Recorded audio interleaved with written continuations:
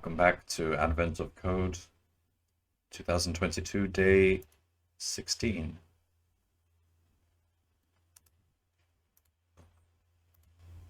Okay, we got 1 minute to go. Yesterday was the best problem so far, I think. The one involving disks.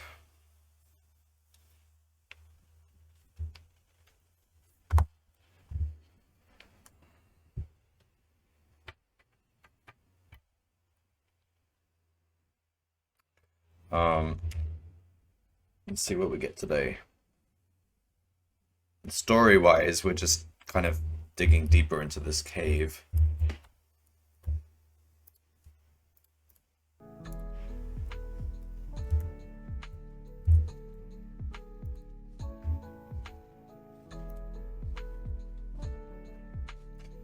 Okay.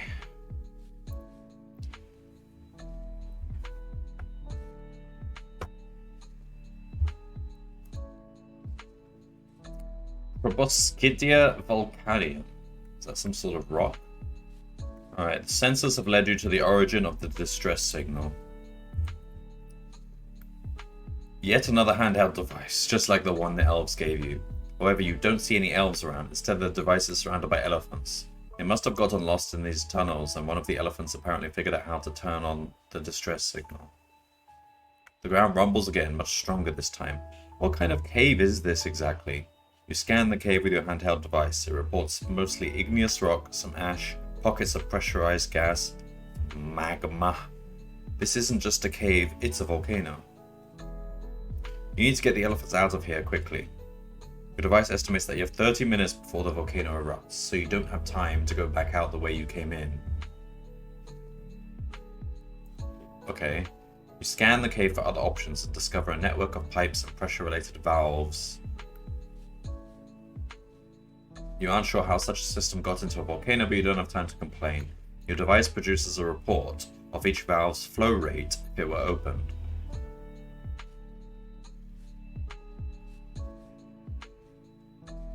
The tunnels you could use to move between the valves. Okay. There's even a valve in the room you and the elephants are currently standing in, labeled AA. You estimate it will take you 1 minute to open a single valve and 1 minute to follow any tunnel from one valve to another. What is the most pressure you could release? For example, suppose you...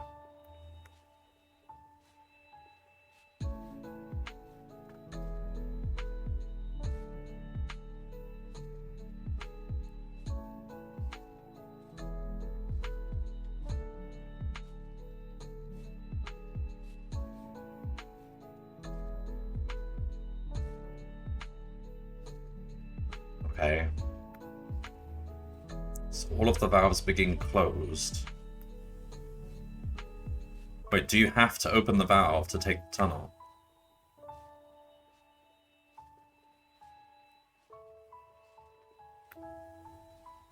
Like, valve AA has flow rate 0, so why would you even open it? So there's no point in opening it. Ah. So there's a decision to make about whether to actually... Okay. However, you could spend 1 minute moving to valve B, and another minute opening it.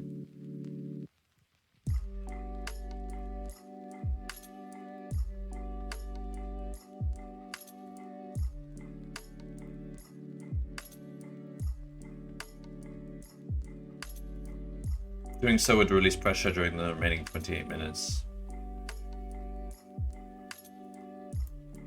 Oh, I see. Then you could spend your third minute.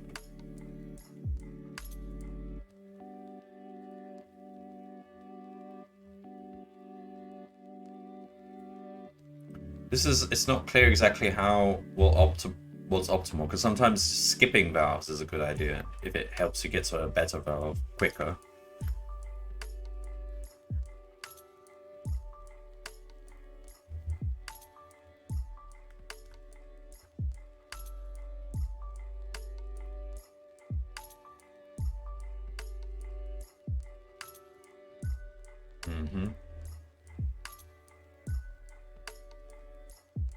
Work out the steps to release the most pressure in 30 minutes. What is the most pressure you can release?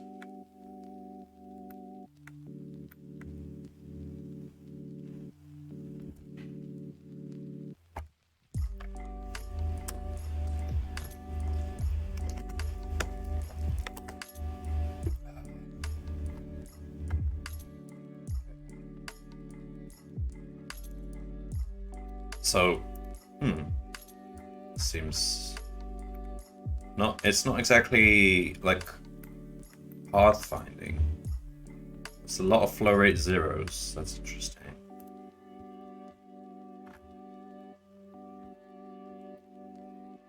Right.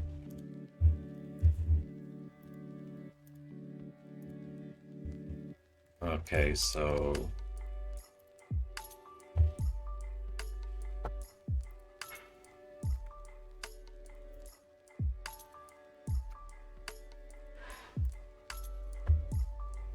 let's have a look at this then. So we've got, let's parse the input. So we want to build a graph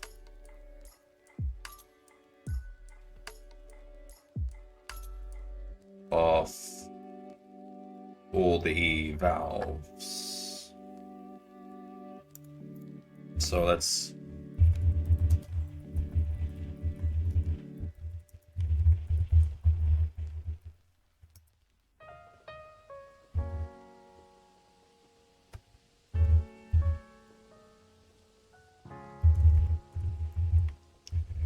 Alright, so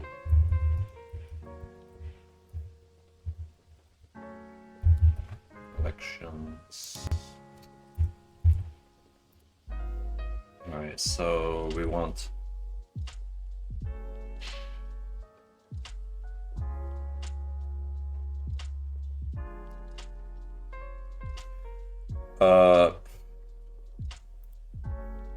flow.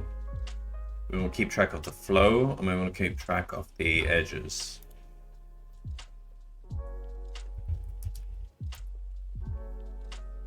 So flow is just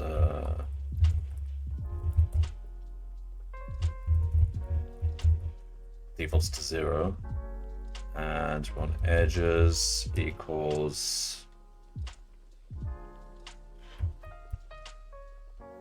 default dict.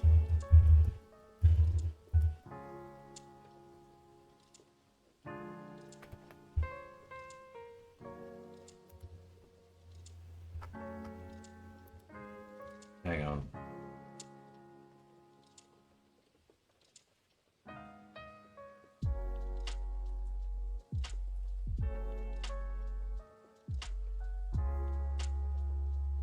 Yeah. Okay. Which maps something to its neighbors. All right, so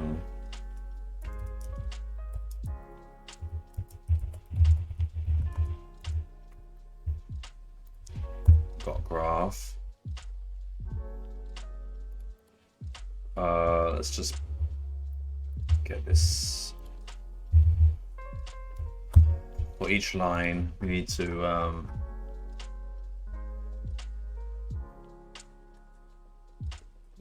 okay,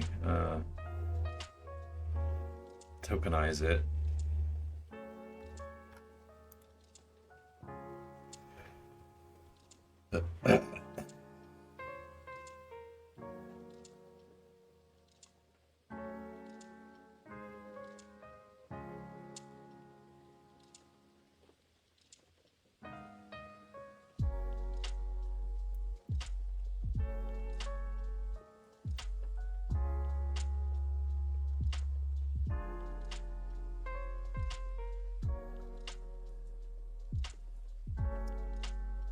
How do I do this? All right, let's say valve equals line.split, so split it by spaces, and take the second thing. That will get me the valve. And the neighboring valves, well, we get flow rate equals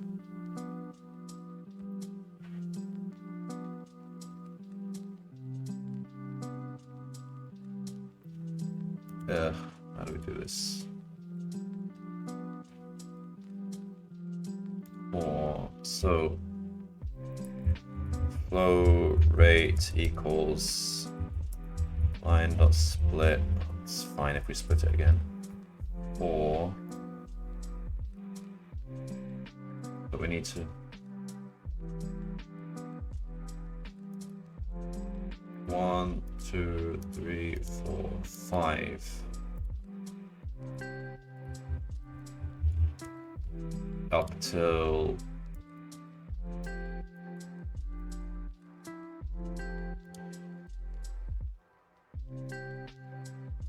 -1? Does that even work? I don't know if that works.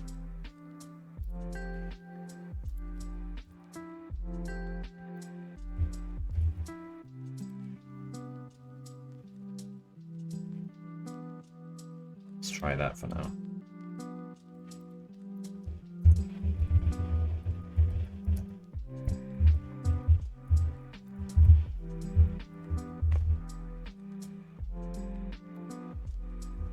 Yeah. Okay, we got the valves and the flow rates.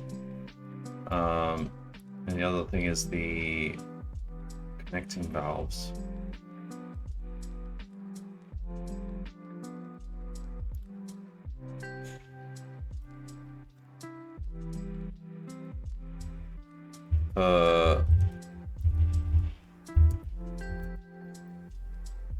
Line dot find the phrase valves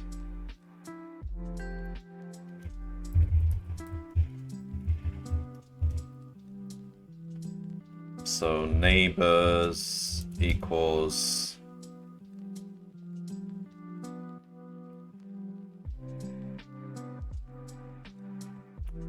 so we want line from.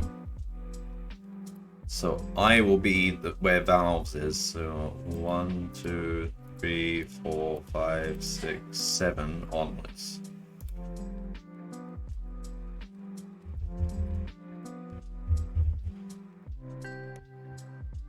But split it by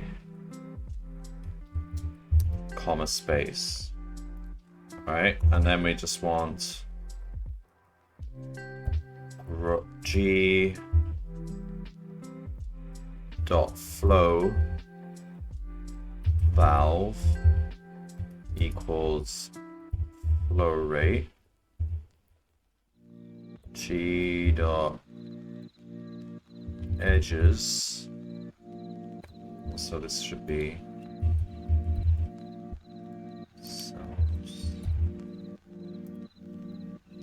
edges valve equals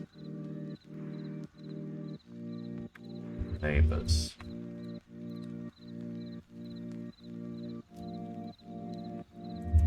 Let's just print neighbors as well to make sure it looks sensible. What on earth?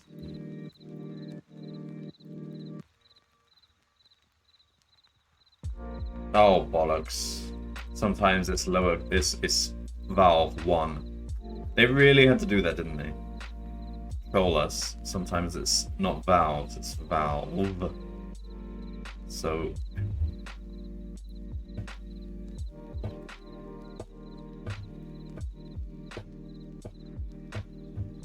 we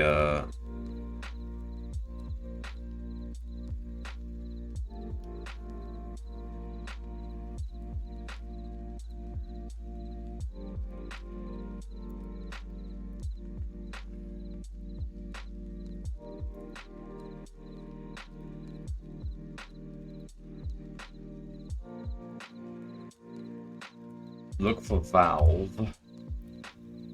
We do +7, strip off the white space, and split. We should get the same result. There we go.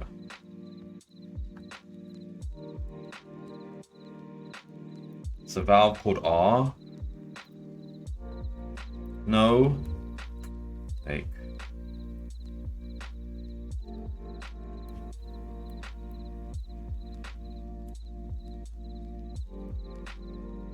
Ah, there should be 6. Alright, come on. Can we please pause? There we go. Alright, we've got the graph. Next step. We need to figure out an algorithm for finding the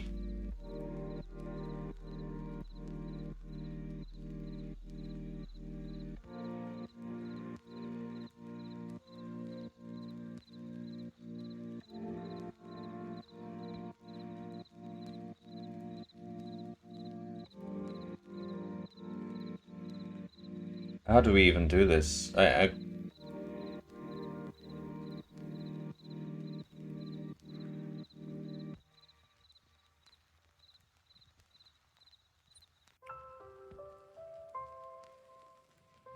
it's not pathfinding. It's not strictly pathfinding. I mean, I can pathfind through the thing, but I can't.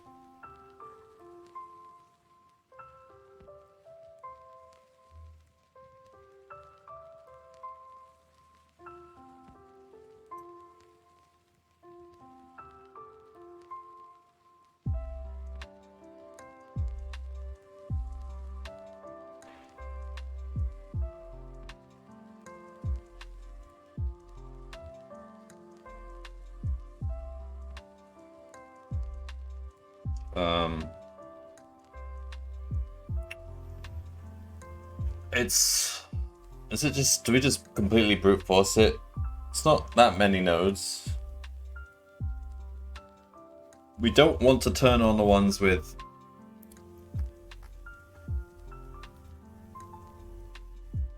zero rate. And there's not actually that many with non-zero rate.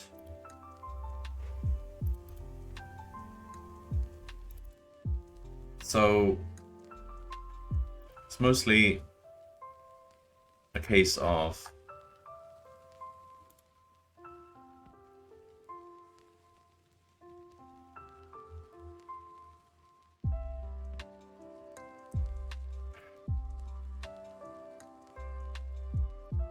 interesting. How many non-zero flow rates do we have? Let's find this out. If flow rate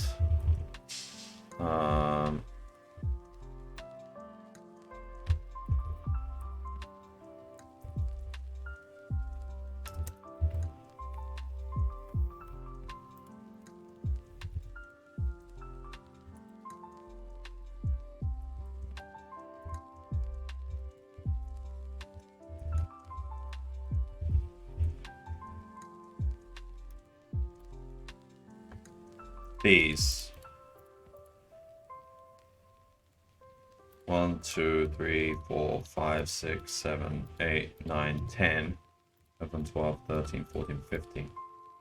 What's 2 to the power of 15? So if we would just try every possible on-off combination. 32,000. So for every possible on-off combination, we could just search through the graph, which is not that big, following that on-off pattern, and see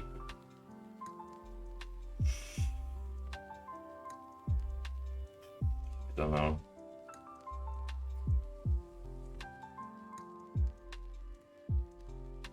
Order matters here. It matters which order you go to nodes in, so it's not actually pathfinding, it's walking, which is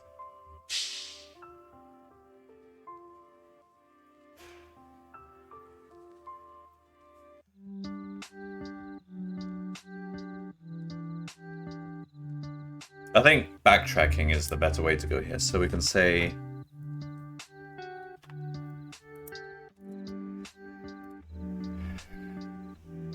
instead of trying every one of these, let's write some sort of backtracking algorithm.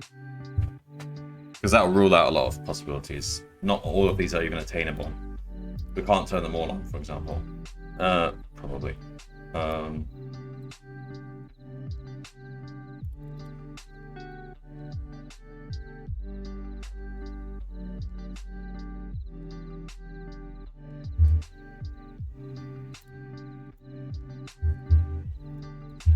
Alright, so let's say start equals... Where do we start? dB.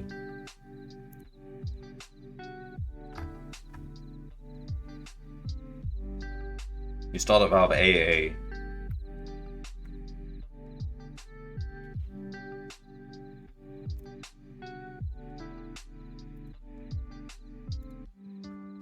It's AA.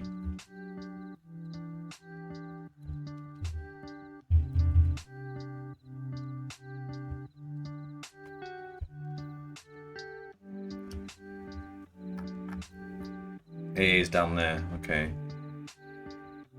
Alright. Start equals AA.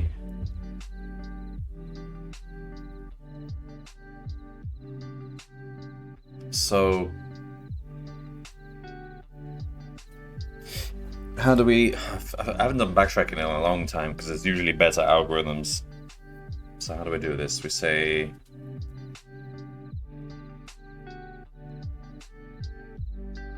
moves equals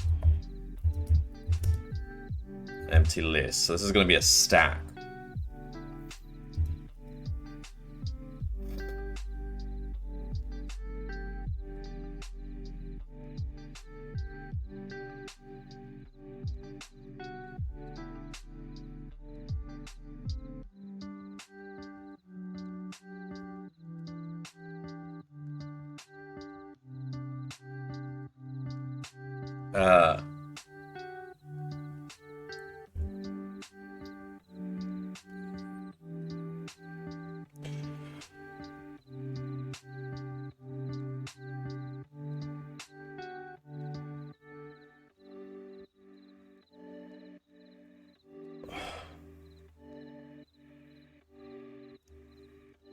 Let's say we move to AA from some imaginary starting node. So the first move we do is move from some imaginary place to AA, which doesn't cost anything. Alright.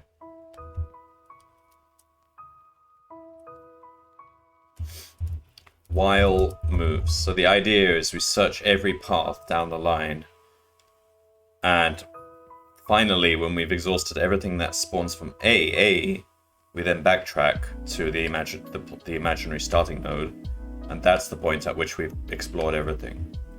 Right? So while moves.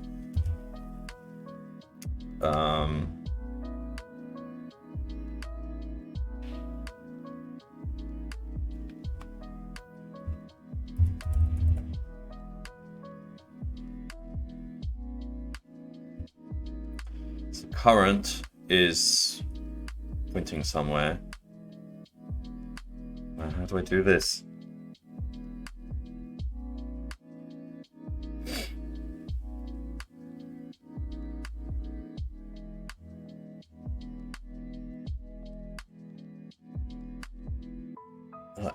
Oh man, I've forgotten how to write this. Nah, we need to use recursion, don't we?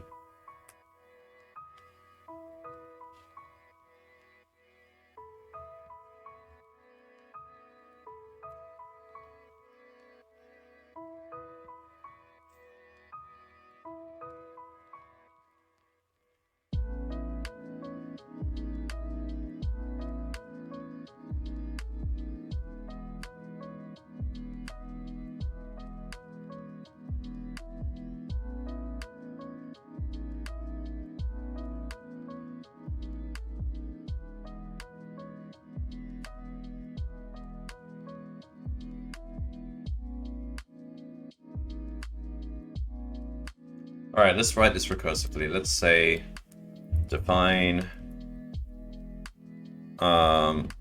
we want to find the the result they want is just the most pressure you can release. Okay. Define max pressure released given a starting point and remaining time. And because you also need to keep track of what you've left on, because you can't turn things on twice.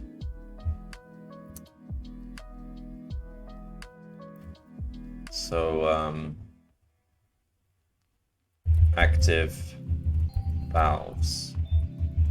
So as long as you have this,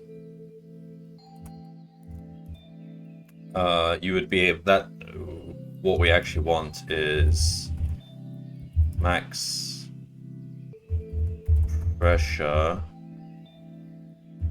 of AA 30, and active valves would be just an empty set. That's the final result we want. Okay, this looks better now. Alright, so we want starting at a certain point, we have choices. We could turn this valve on. So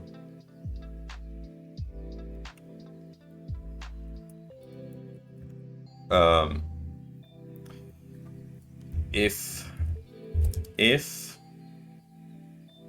start not in active valves and g dot flow start is actually positive, so that means there is flow that can be obtained from this valve, and it's not already active. So one move I can do is to turn this on. That'll cost 1 unit of time, and it will yield the flow rate times the remaining time. So pressure equals so let me see if I've got this calculation correct. So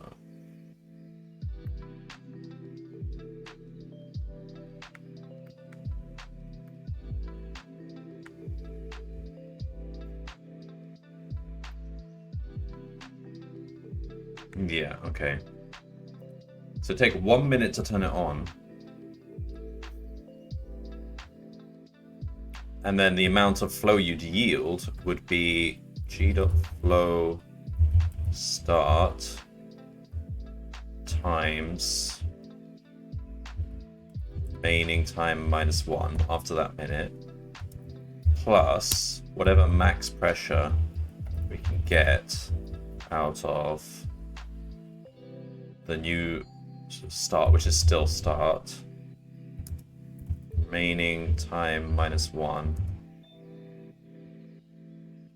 and the new active valves will be active valves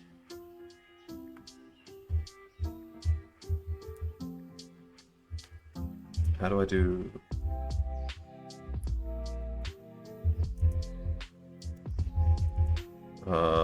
vertical line? Here it is.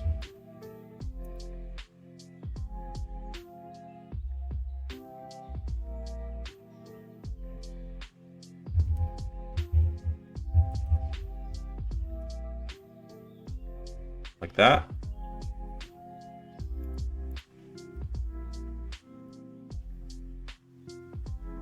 What's wrong?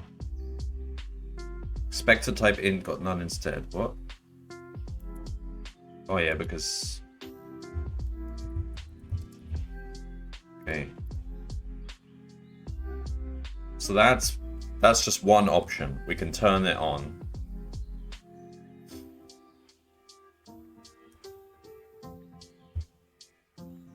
Hang on.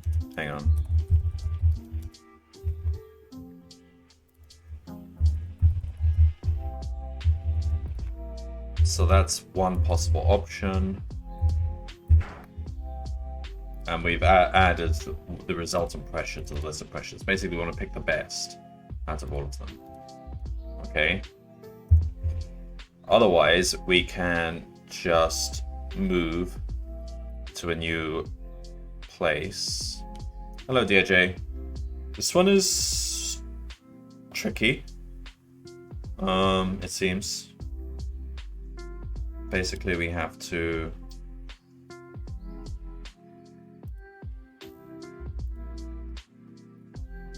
We have a bunch of valves, which are named AA down to ZZ, I guess, or various combinations. They each have a flow rate for what would happen if we turn them on, how much they would produce per minute. Liquid, water. And each valve has a tunnel leading to some other valve. So basically we have to go around from valve to valve, turning them on, moving between valves, try to figure out what the maximum pressure we can create is. But it costs us 1 minute to turn a valve on, and it costs us 1 minute to move to another valve. So it's not quite pathfinding, because you have to make a decision about whether to turn a valve on or move. So we have 30 minutes to try and make as much pressure as we can. Bit tricky. We have to use some sort of recursive algorithm here, because I don't think it's a standard thing. So basically calling recursion, I make a choice at what to do at a certain valve, and for each option in my choice, I then call this method recursively to get the max pressure of the remaining moves. So for neighbor in G dot edges of start,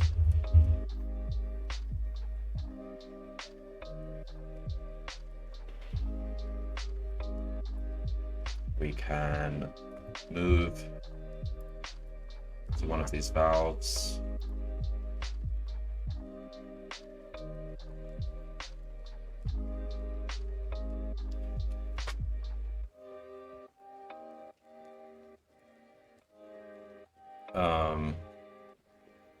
I think we're going to need memoization here as well, because we're going to go around in circles.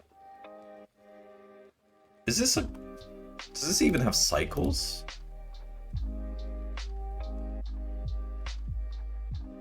Probably. It's not a tree. Alright, so for neighbor in... So for each neighbor, we can move to the new locations. So pressures dot append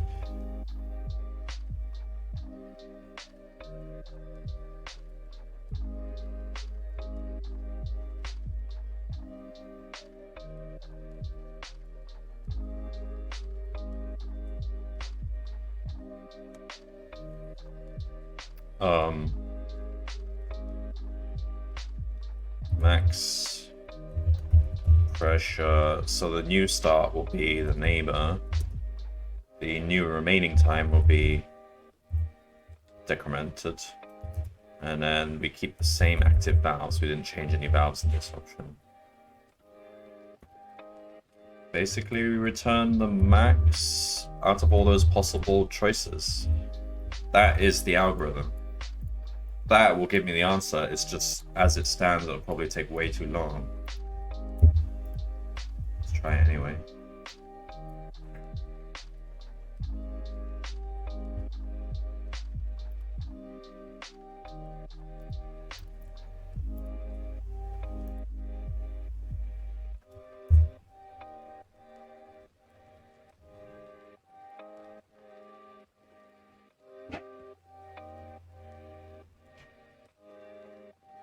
Maximum recursion depth exceeded, of course it is.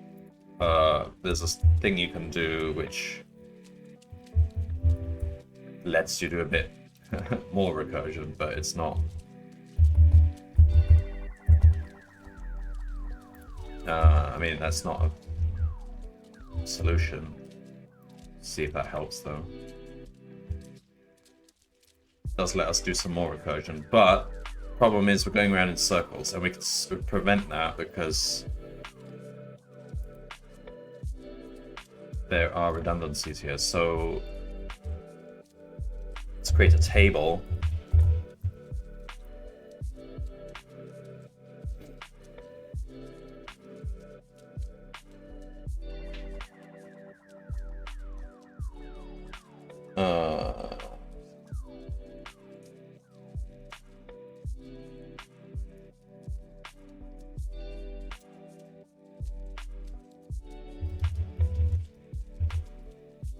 So start is a string. Remaining time is a int. Active valves is the problem. That is set of strings. You can't hash a set of strings, can you? We could try.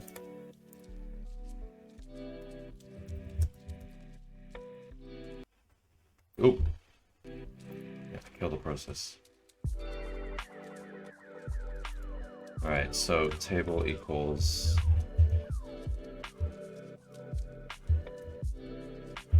if so we want start remaining time active. I reckon we've got to take active valves and turn it into a signature. I don't think we could just plop a set in. We could try just to see what happens, but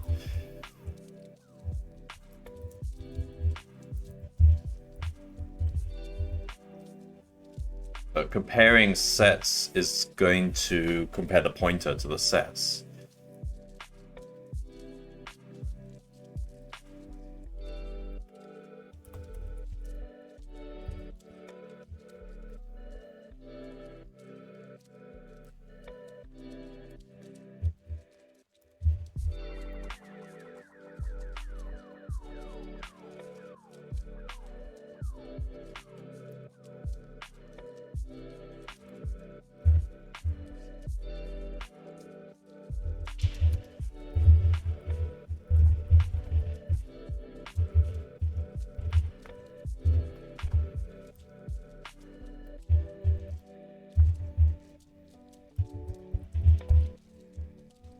Okay.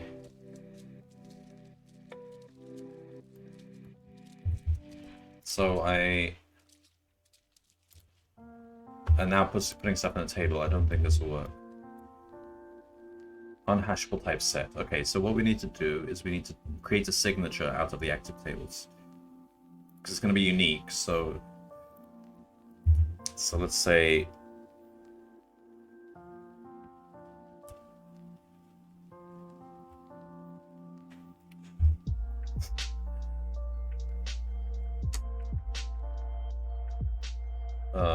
let's call it sig equals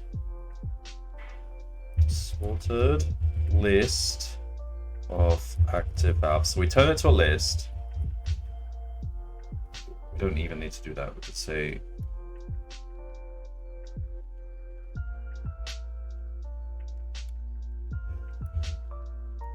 we can do that.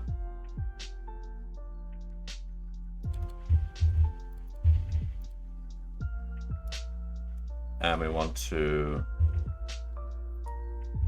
just join them up in sorted order. That's going to be unique to a set of active valves that are on. And it'll be a string.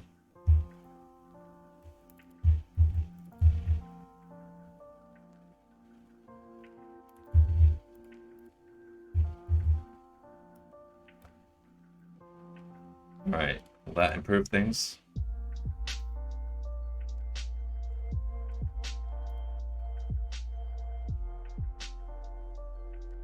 So we're avoiding revisiting the same node, but we are still going around in circles a lot. How do we avoid that? Hello, Ku.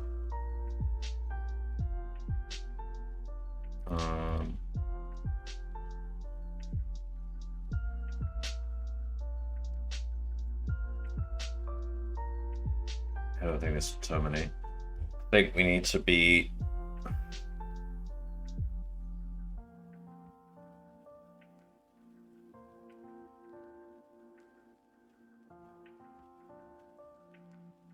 doing a actual breadth, not breadth first. Well, yeah.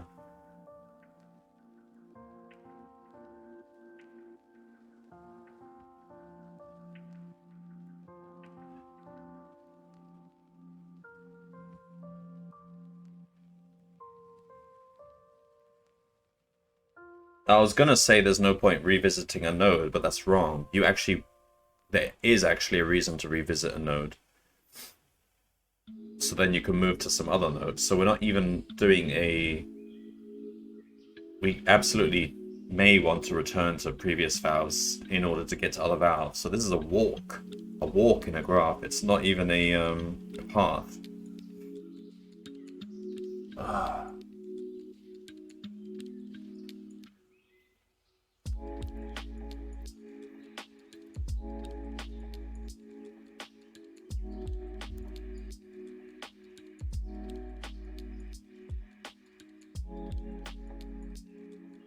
So yeah, this doesn't terminate.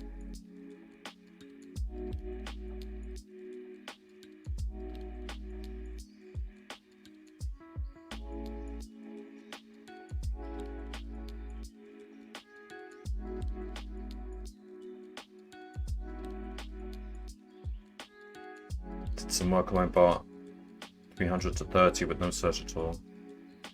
Nice. This is still running. I thought it would crash at some point. We need to print some stuff. Like, if we see some good values, maybe they might actually be the right ones. Do we definitely start from A? AA. We don't turn on valves if they have no...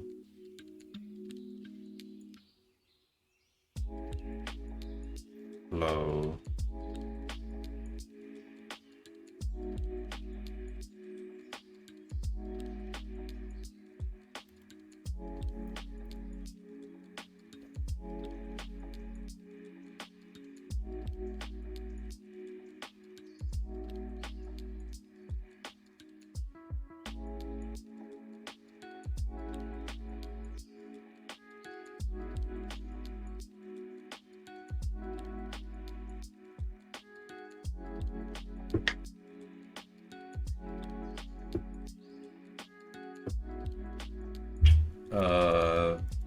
I think I need a new approach here. What?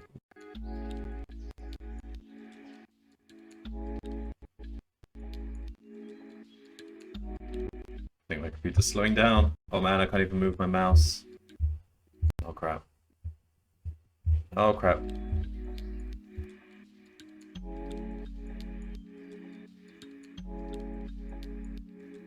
Yeah, cancel process. How do I kill it?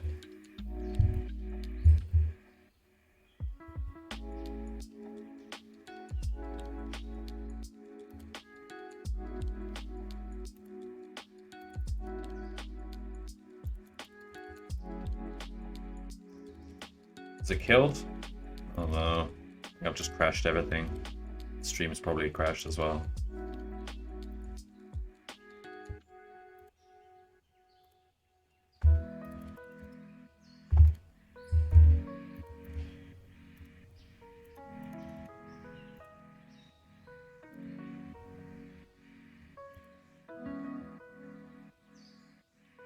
Am I back? For God's sake. My program actually crashed everything. Why is the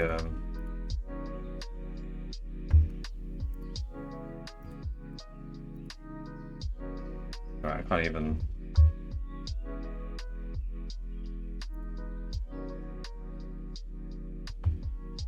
see anything. I might just have to actually close everything down, including the stream. OBS is not showing anything.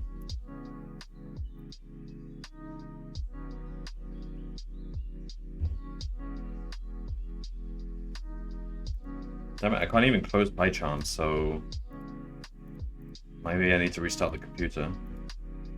Alright, that's why you don't set sys.rec set recursion limit to be really high. There's a reason you're not meant to mess with sys functions. Alright, so I'm not just in a preview again. No, OBS is completely broken.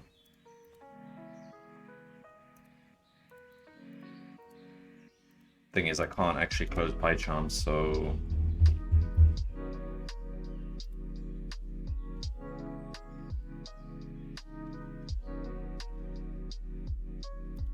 I think I might just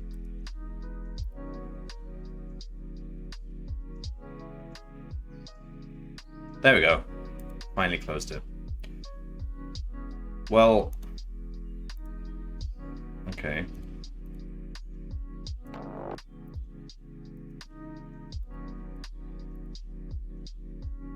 Yeah, I don't see anything on stream. I'm gonna have to just stop the stream and start it again.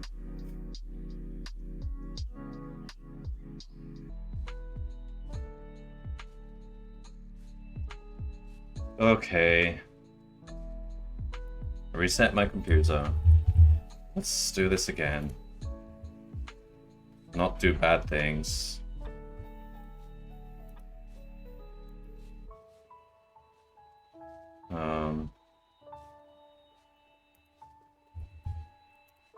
So we need to figure out how to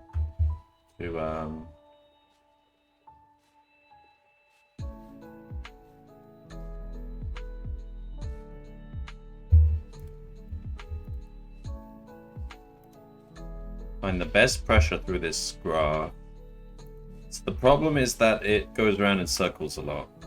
Can we cut down some of those cycles?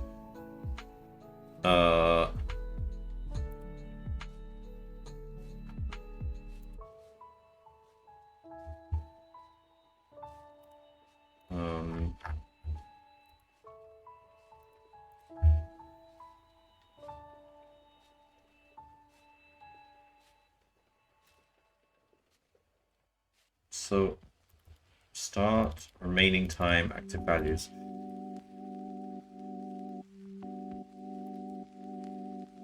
So we use memoization.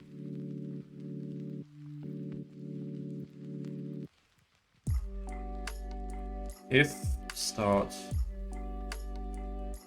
not in active values, so if we can turn on the valve at our start, we add up the flow that we would get from doing that,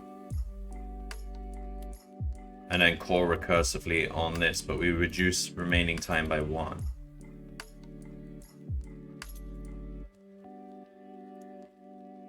And see, recursion depth should never exceed 30. Am I missing something? Because this is always reduced by 1 in any recursive call. Oh! We never had a 0 case, so it actually goes to -1 and -2 and so on. Oh, that was the problem. That's why I almost broke my computer.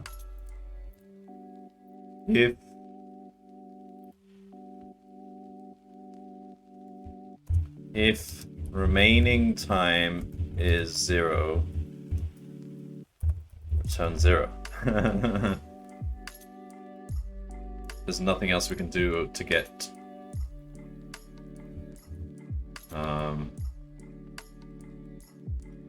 even if it's 1.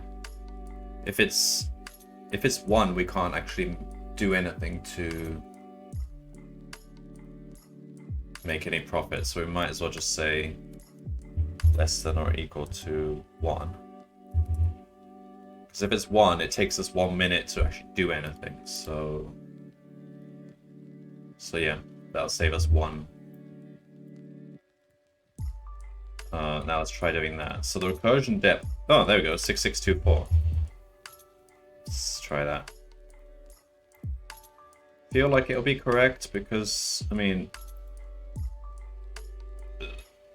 the logic of the program seems correct. It was just the cutoff, the handling the base case I didn't do correctly.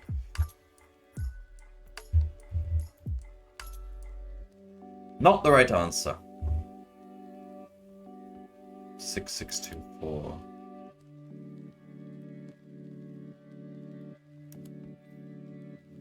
Alright, how did we get 6624? That will help. We can verify that by hand. I mean, okay, I might not be adding up these flows correctly because... Let's have a look what they say exactly. Minute 1, no valves are open. Minute 2, no valves are open. You open valve DD. Minute 3. Hang on.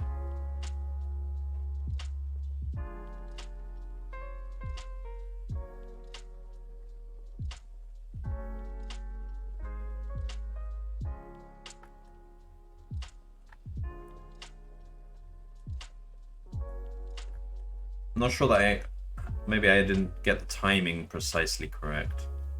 So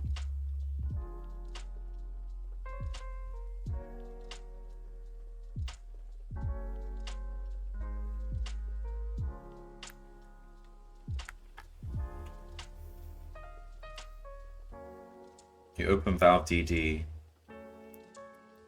So DD will only contribute in the next minute. That is how I did it. Okay. So remaining time times...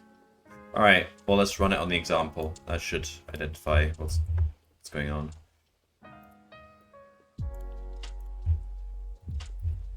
Alright, switch to... So that's the example.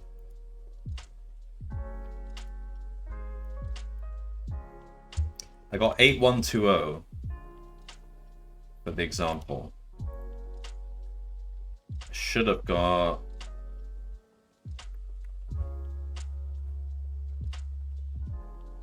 1651. I'm way over.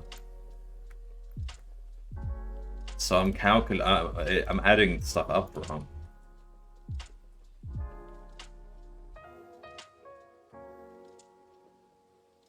Wait, so it is 1 minute to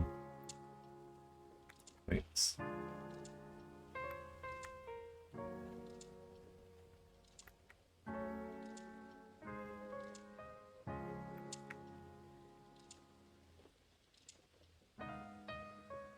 One minute. Am I making sure to subtract 1 minute in the... Yeah.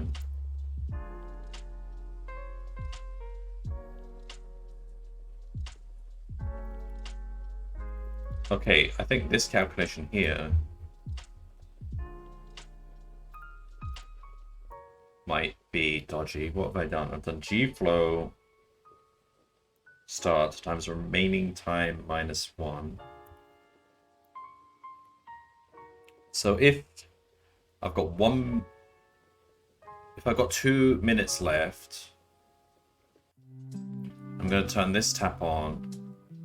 So I multiply the flow by 1 because it'll take 1 minute to turn it on, and I only get 1 unit, 1 times 1 minute's worth of flow. But that sounds right.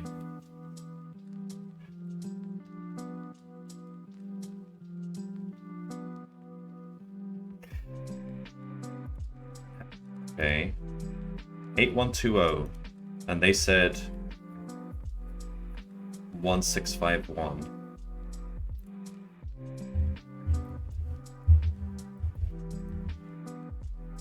It's about 5 times more.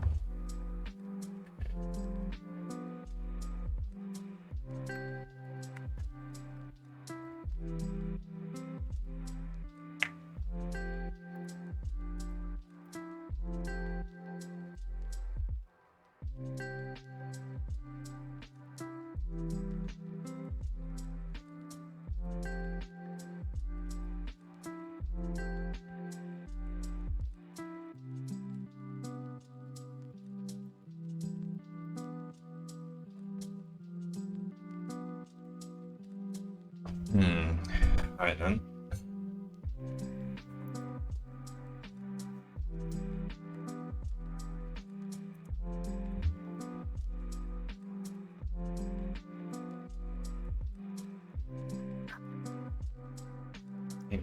How do I even... Okay, we don't have easy way of finding out where we got this 8120 from, because it's all in the recursion.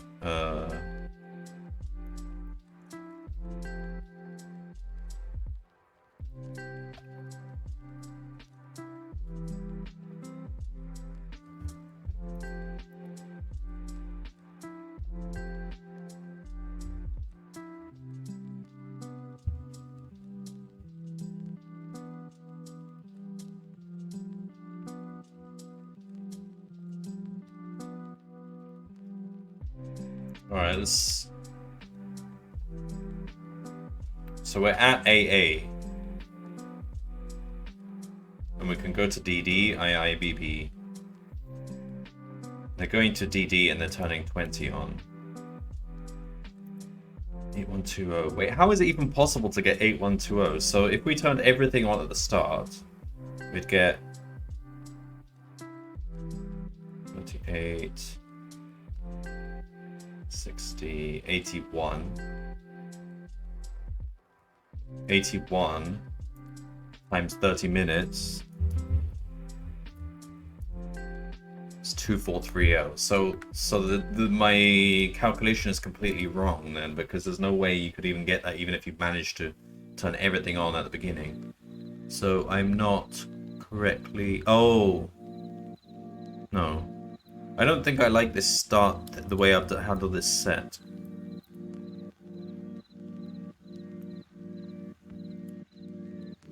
What is set with... Hang on. If I replace that with... Start... Maybe move that over. That's a set with the element start, right? Is that the same thing? Ah! That's not how you initialize items in a set. What I did was completely wrong. That's how you initialize items in a set. Set start, I have no idea what that even does, but that wasn't right. I felt dodgy about that when I wrote it. 1651 is the answer, yes? Yeah, okay. Alright, it's probably gonna work now.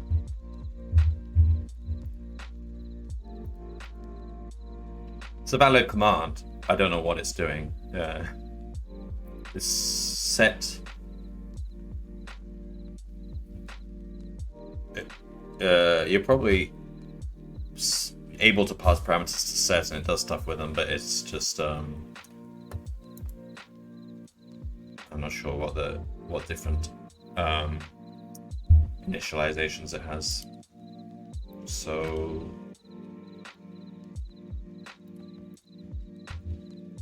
Let's run this. 1673. Only slightly more than the small example. I suppose it makes sense. There's not actually many flows. A lot of them are zeros. Any of the iterable to sequence of iterable elements with distinct elements.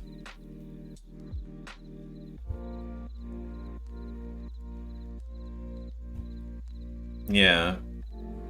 The thing I passed was... Oh! The thing I passed was a string. And a string is an iterator of characters.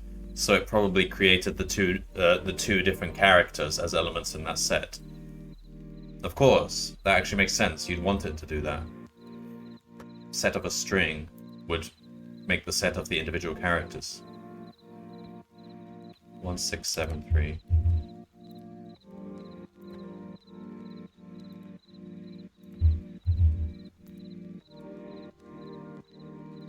Nice. Alright, it was working. Just two major issues was I didn't set the base case for recursion, and I didn't initialize the set properly. Alright, part 2. You're worried that even with an optimal approach, the pressure release won't be enough. What if you got one of the elephants to help you? Makes sense. It would take you 4 minutes to teach an elephant how to open the right valves in the right order. leaving you with only 26 minutes to actually execute your plan. Would having two of you working together be better, even if it means having less time?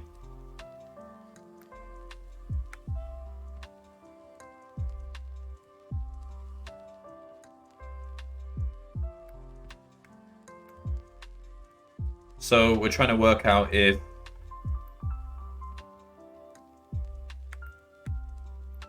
this seems easy. Alright, so we're trying to work out if it's worth spending 4 minutes to teach an elephant.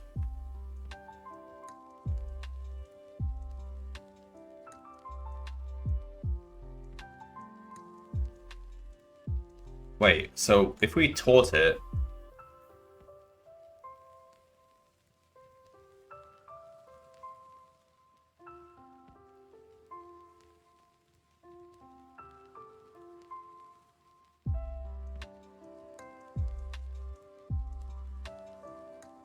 then we have ourselves and the elephant working independently. That's scary.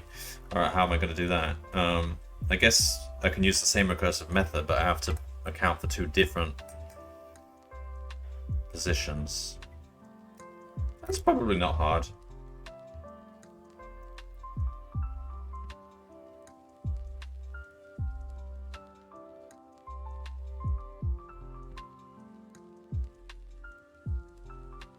With you and an elephant working together for 26 minutes, what is the most pressure you could release? So you don't have to compare with or without the elephant. We are working with the elephant for 26 minutes. What's the most pressure? Okay. So let's change this. So instead of having a one and only start point, we want 2 start points. Or oh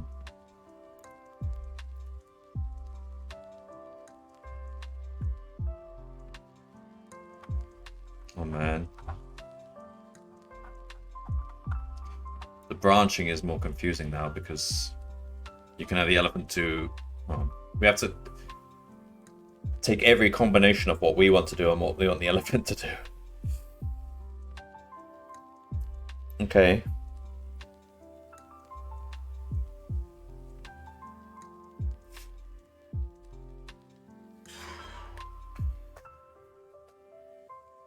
And there's no point ever going to the same place as the elephant, is there?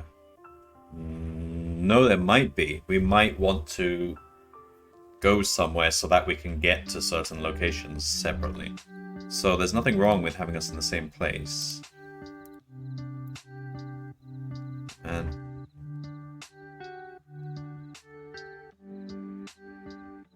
alright. Well,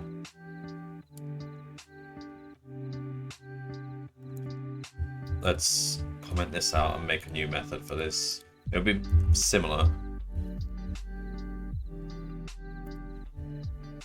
Call this max pressure 2. Okay, keep that.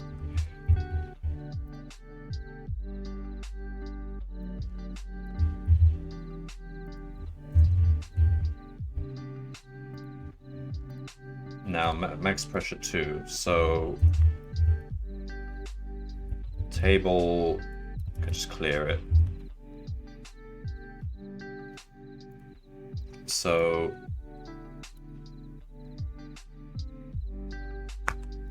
we have 2 starting locations. Now, myself and the elephant are equal, so it doesn't matter who's where. I mean, if I'm in A and he's in B, that's the same as if I'm in B and he's in A. So those are 2 entries in the table. So let's say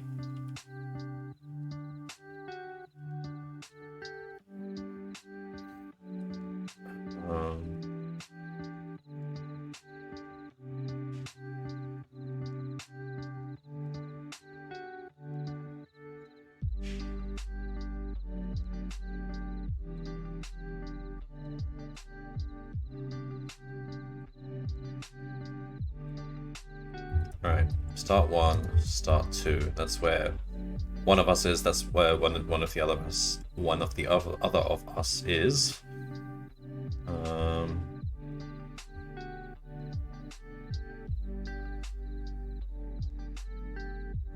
Remaining time as before, active values as before.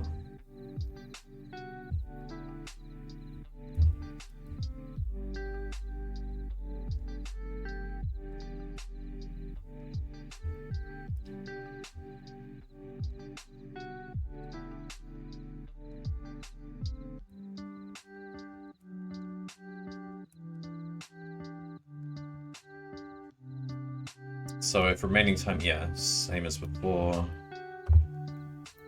Sig, okay, we need to add start1 and start2 to the signature. So let's say sig.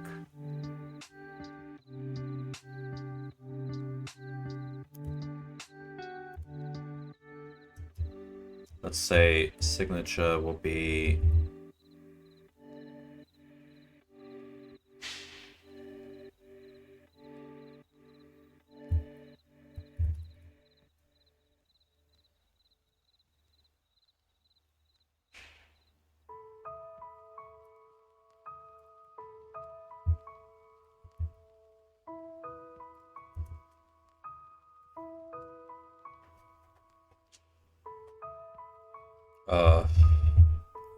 okay, starts equals start1, start2, starts.sort, just to put them in order, and now we can starts plus. Will that even work?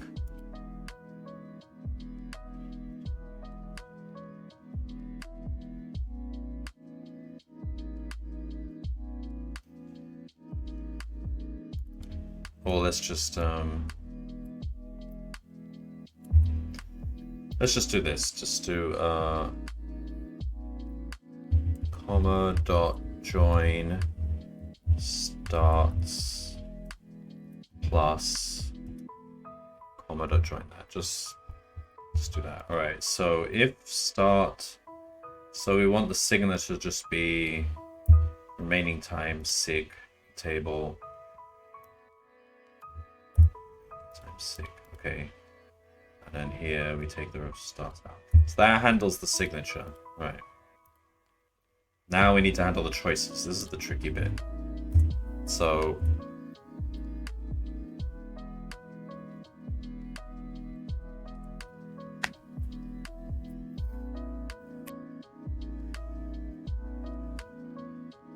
we want to account for all possible moves.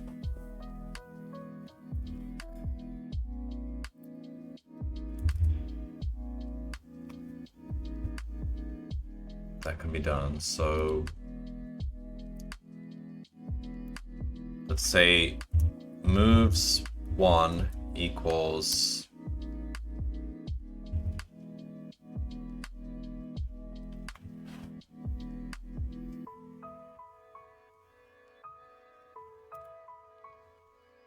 all the moves that person 1 can do. Moves 2 equals all the moves that person 2 can do. So if start... Alright, let's just remove this. This is not helping us. Alright. That as well. Alright, so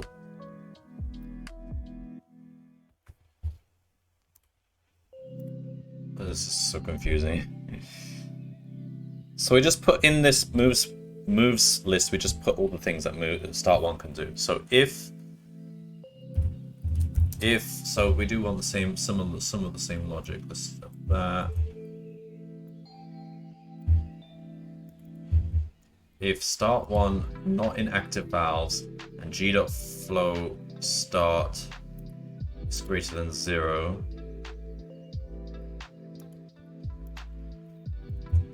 then we want to put, let's say,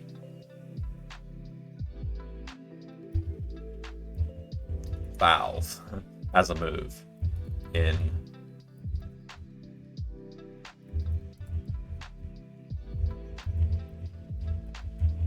for 1. And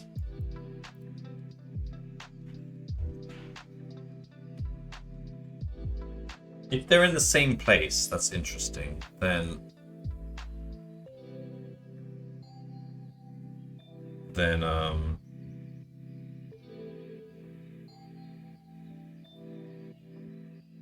it doesn't matter if they're in the same place. The only thing we need to make sure is we don't both have them both turn the valve on simultaneously.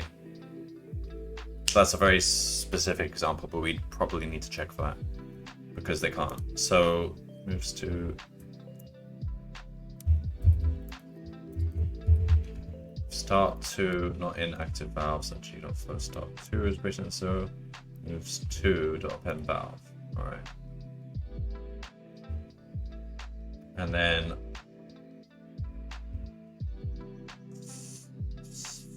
for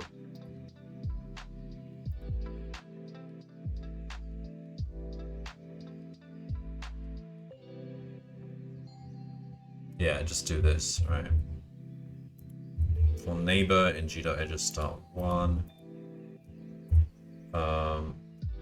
moves 1 dot append neighbor. Similarly for start 2. So now we've just piled in all the different moves they can each do.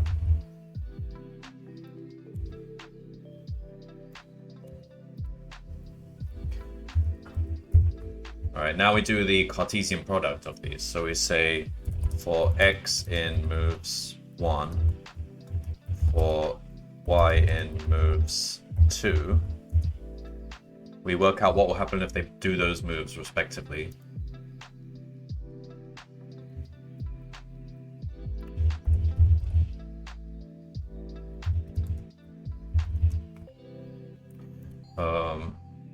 So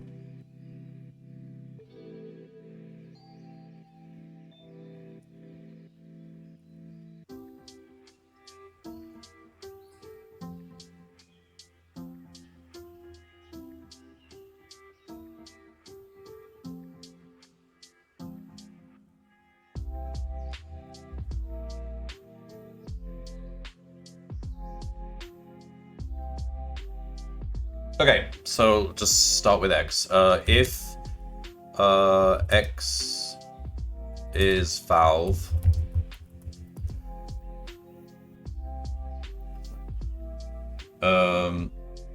just copy some of this previous logic. Then we get this. Yeah, it's this amount here. P1, that's going to be pressure contributed by X equals G dot flow. Hang on.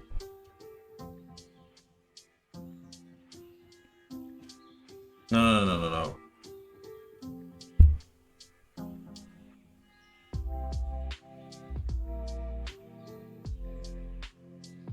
This is not what I'm trying to do.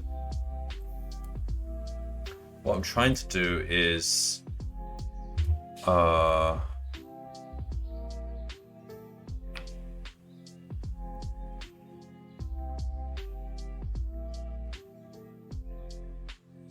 yeah, okay, so we need to keep track of two things. We need to keep track of what pressure we've introduced this turn by turning on valves. So added pressure equals 0. If x equals valve, then we want to add pressure here. So it would be added pressure plus equal, it would just be that g dot flow start 1 times remaining time plus 1.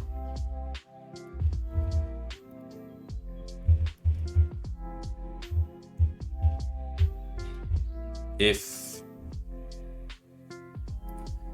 y is valve, we need to quickly make sure that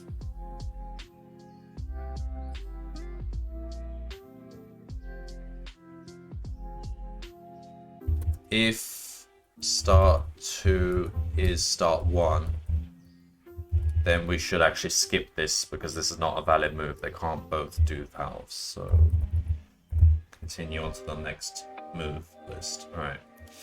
So added pressure plus equal the flow from start 2. Okay.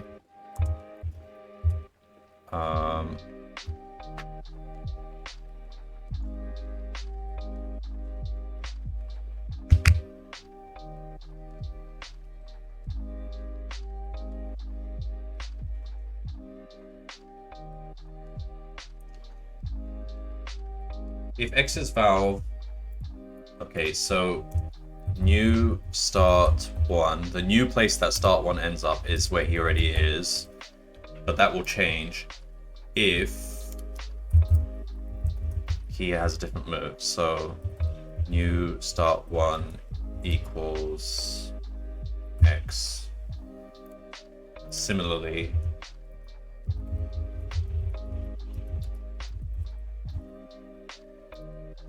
if Y is valve, else new start 2 equals Y. Alright, so at this point we worked out the new pressure added, the new locations, and we also have to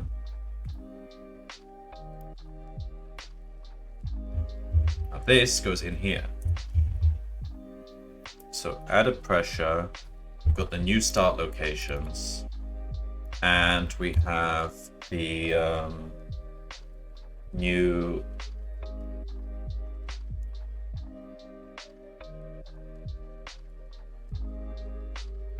valves added. So new active valves equals set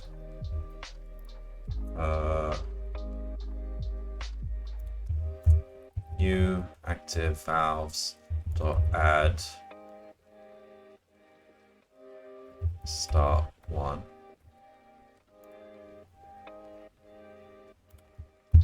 New active valves dot add start 2. So I've got everything I need to make the recursive call now. So pressures dot append, we take the added pressure plus the recursive call. So max pressure 2 of all the new variables. So it's new start 1, new start 2. What else do we need? Remaining time -1. And active valves union with new active valves. Alright, I'm writing a lot here, so I'm worried. Very easy for some of this to go wrong and difficult to debug. So we've added the result of every possible combination of moves. Now we should return best equals max pressures as before. So we're changing the way we update pressures, but most of the other stuff is the same.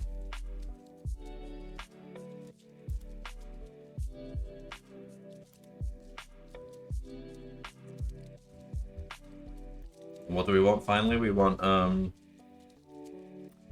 print max pressure 2 of, so where do we start?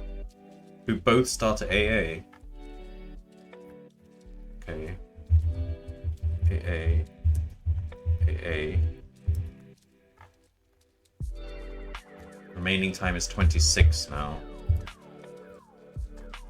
And just need an empty set.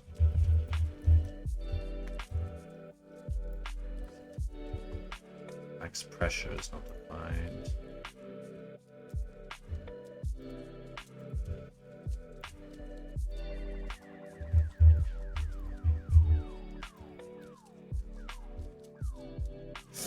There's a couple of...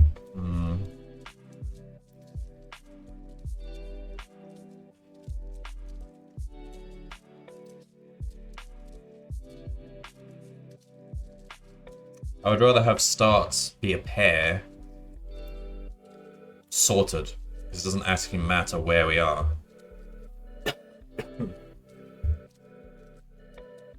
We're already accounting for that with the way we do the table, aren't we?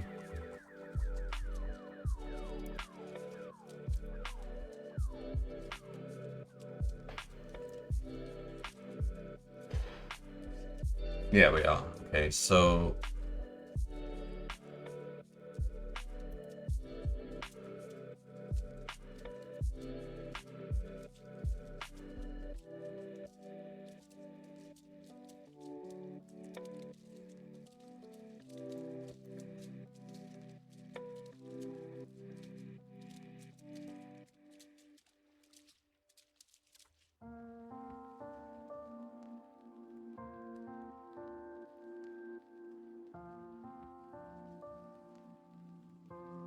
It's not terminating, so it's a bit slow.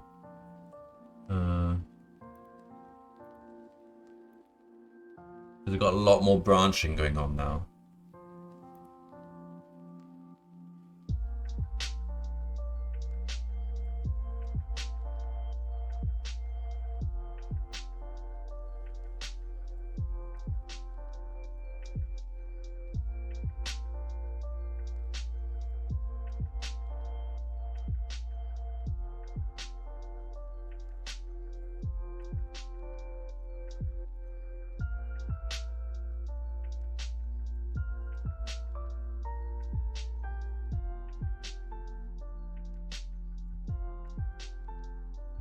Waiting game up, will the computer die? Well, we don't have recursion, unlimited recursion now, so that we probably won't get stack problem.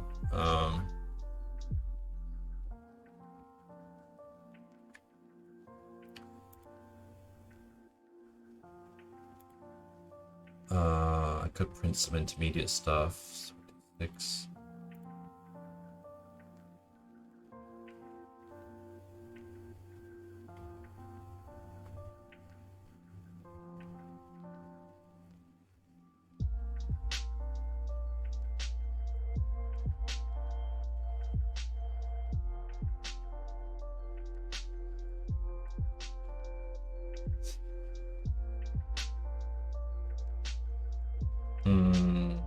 Yeah, it is taking long. Alright, let's think about what we can do. Well,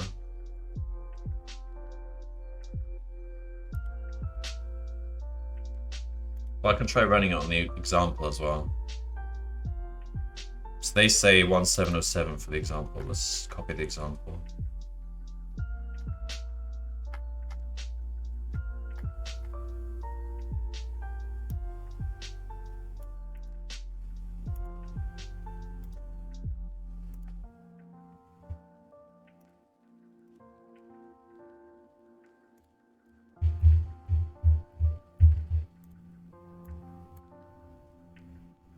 One 707. Alright, it's correct. It's just really slow. We need to figure out how to speed it up a bit. Alright, let's try printing some... Whenever it puts stuff in the tables, let's try printing what is actually being put in the table. I can figure out how close to 0. It's when we reach remaining time about 0 or 1 or 2. Those are the first entries that will end up in the table. And then branch outwards. So let's see how high we get. We might not reach as high as 20 or so. Print. Signature. And the value.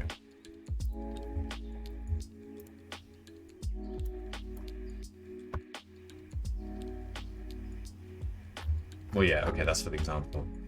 The Yeah, we can see it's inserting. Also, just so this is more readable, we can change the sig to be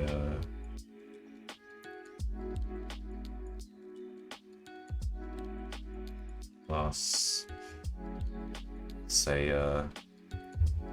hyphen plus that.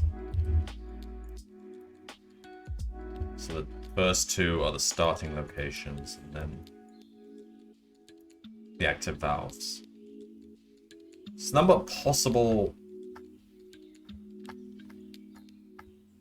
What are the number of possible values here? It's 26 minutes times number of starting locations squared times, and then 2 to the power of starting locations, because that's how many could be active. Quite a lot. But not all of those will be realizable, so it's not necessarily visiting them all. But it's this. It's getting as high as like 5.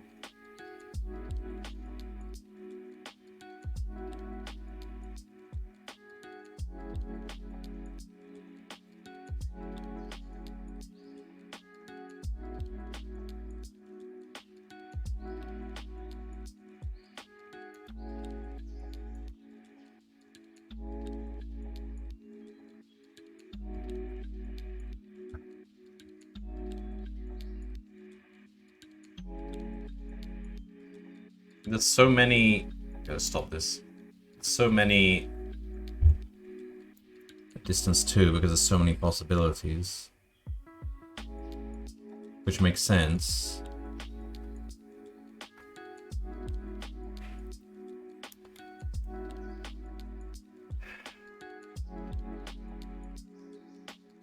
Like, there's a lot of cases where we have already failed, right? Because we know we can't get...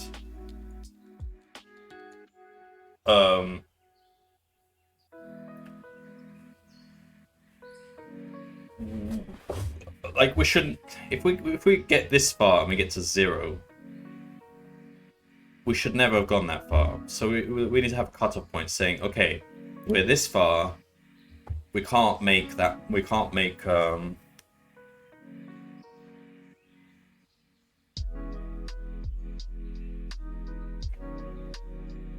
so let's say we keep track of the best pressure we've found so far for any number of minutes. And if it seems that we can't possibly beat that with our current, on our current example, then we stop branching, we just stop altogether. So that should prune out a lot of these rubbish ones where they're just getting there and then there's like 0.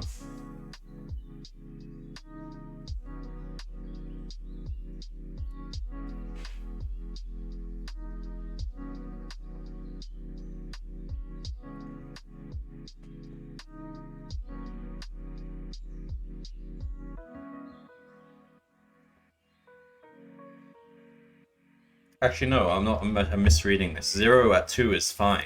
It's small numbers at the bigger, the higher remaining times. That's the problem.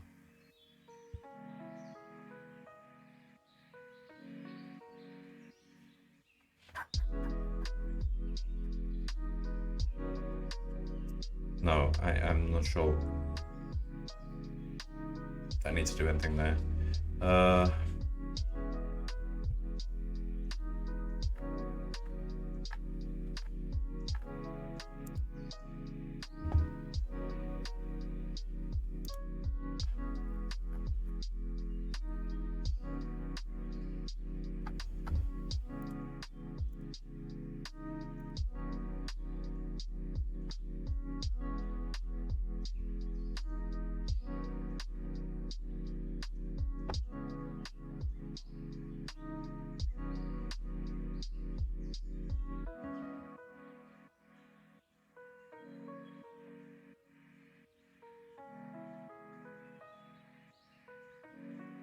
Alright, I need to figure out a way to prune this.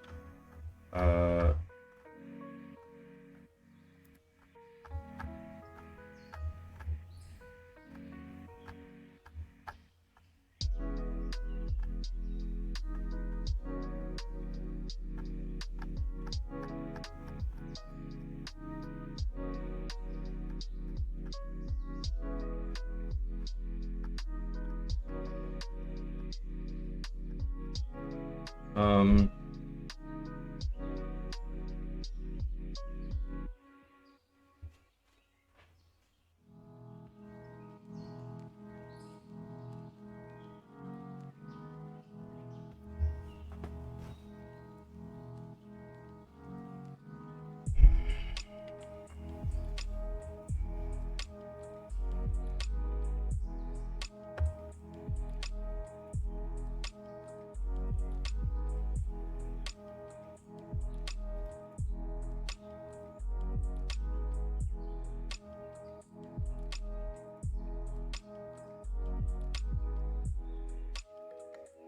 how many nodes are there?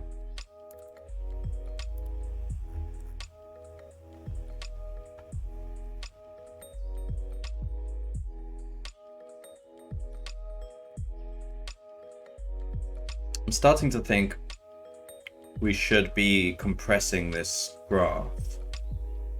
See, if there's a valve with flow rate 0,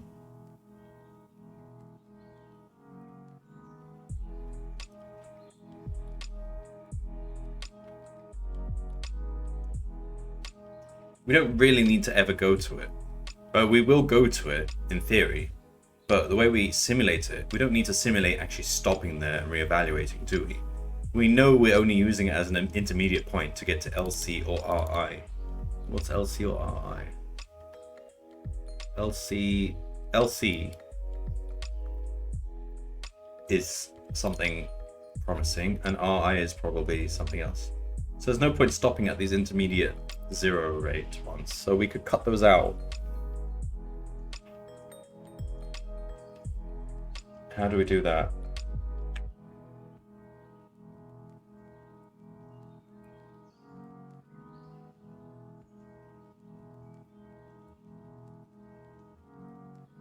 Okay, we need to look in our graph. Every time we see a valve with flow rate 0, we take it out and we replace.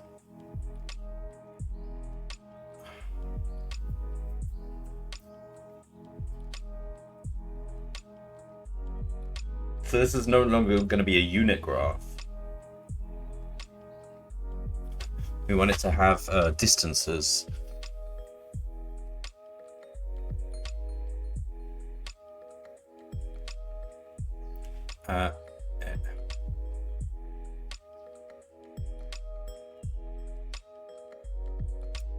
How do I do this?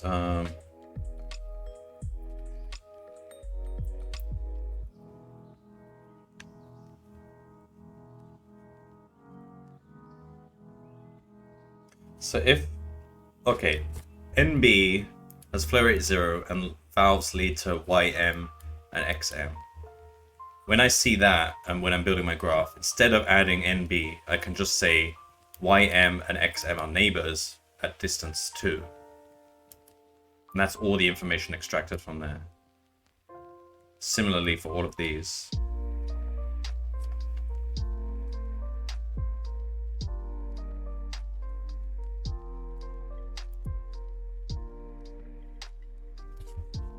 Should I do that?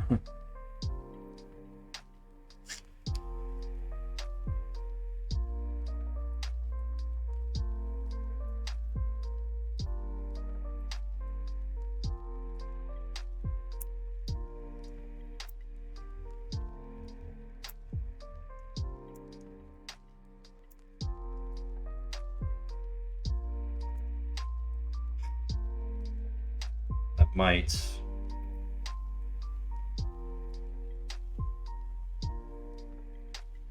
Prove things, but then would it? We're still.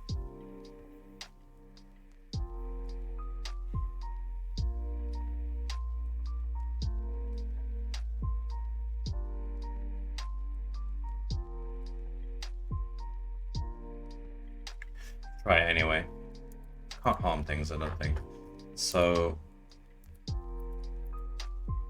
instead of, so we want flow edges, so we don't want edges, we want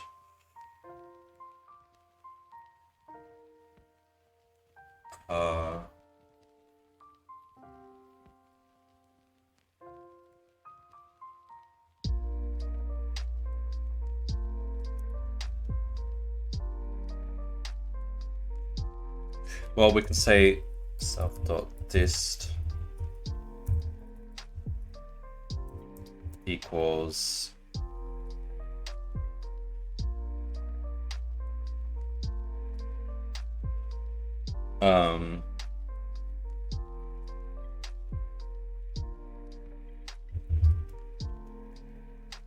distance between two nodes.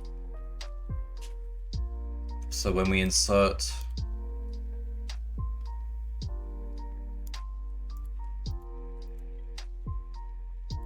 valve,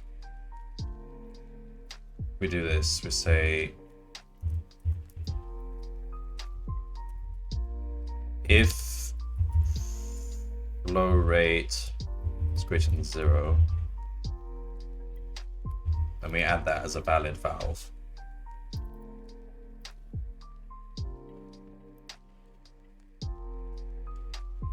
G.edges valve was neighbors.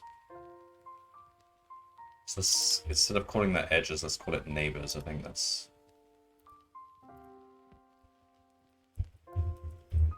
actually clearer.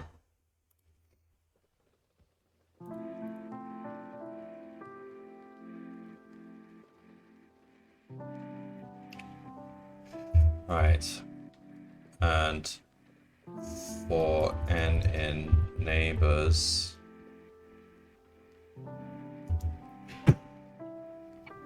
self dot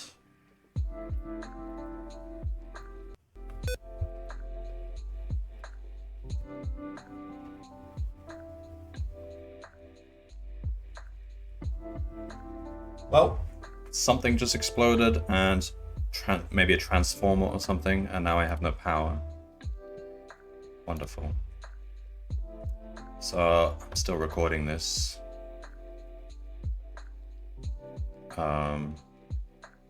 So I guess I'll keep going, but I have no power and my laptop's gonna run out eventually. Now it's a race against battery.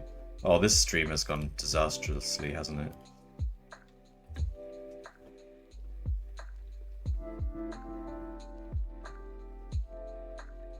A lot of birds flying. Scared by the explosion.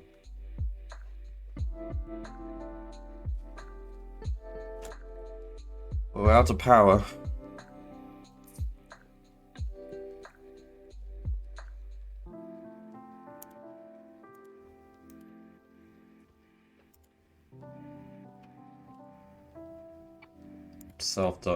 Maybe I should just stop and stream later. I don't want to use up laptop juice.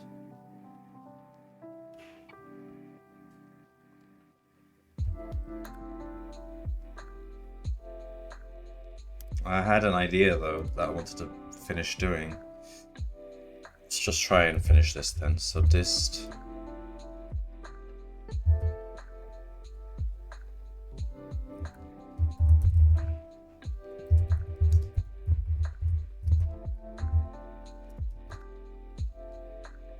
equals self.dist. It's oh yeah, of course the music's gonna stop as well. All right,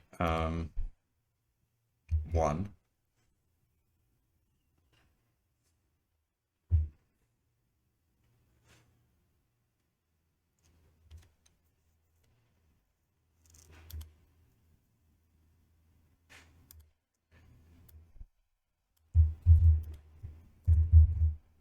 And the same the other way around.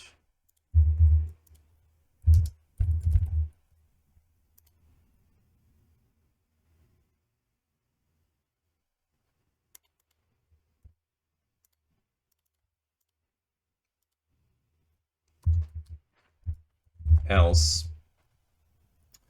so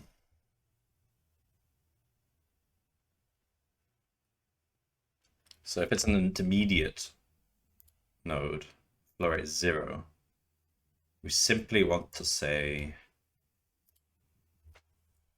for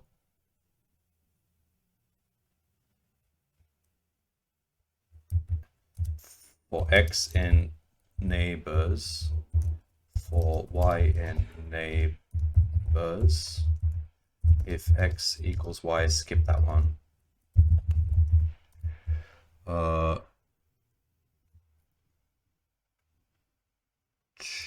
G dot neighbors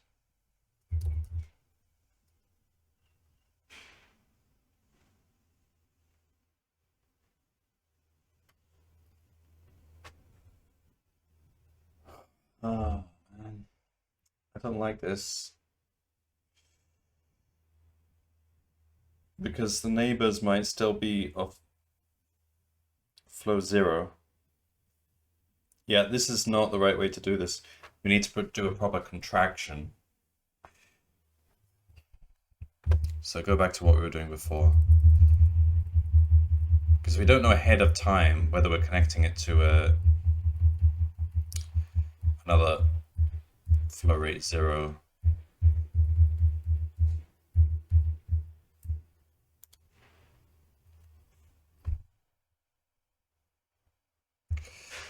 So, where was I?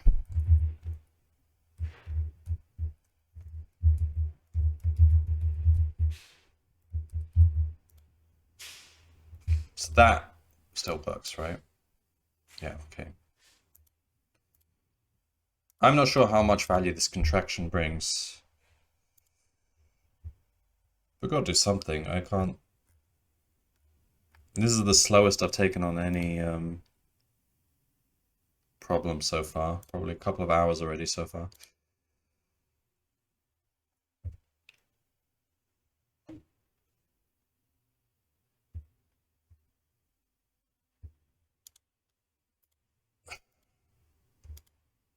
Yeah, so when we do this, we do want to add the distances in.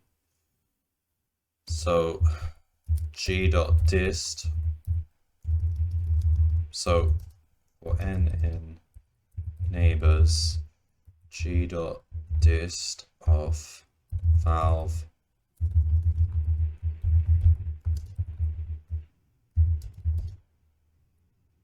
one, g.dist in valve equals 1.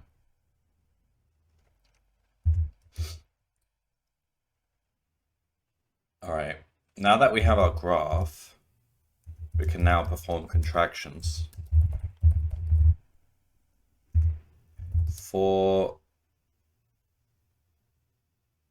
So we want to say if there is a 0 in g dot flow dot values,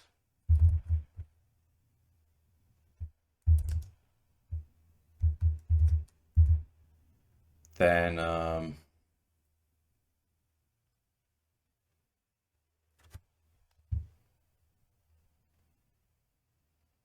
am I saying? While 0 in g.flow.values, then we keep contracting until that's no longer true.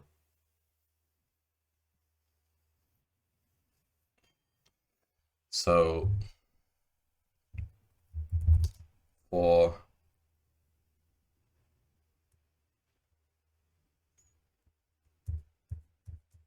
valve flow in g.flow.items, I don't think this should be even the default dict. Let's just use a normal hash table.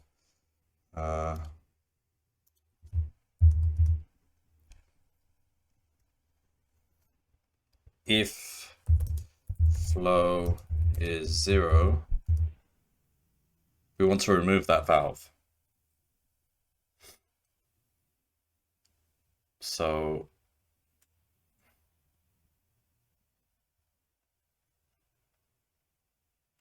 basically what happens if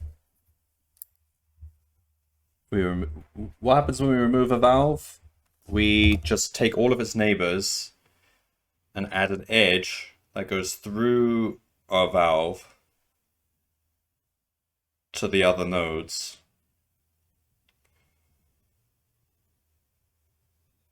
of distance an increased distance. So for x in g dot neighbors of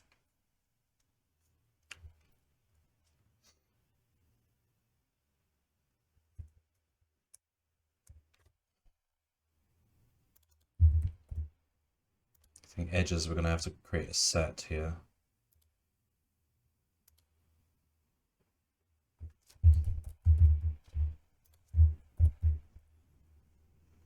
Right, for x in g dot neighbors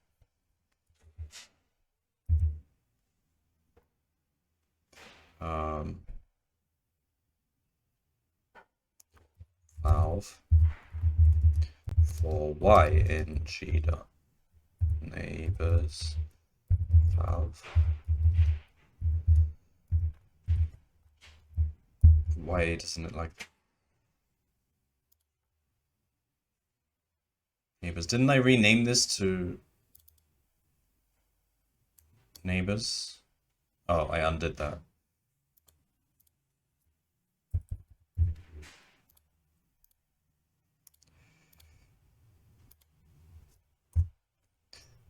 If x equals y, continue.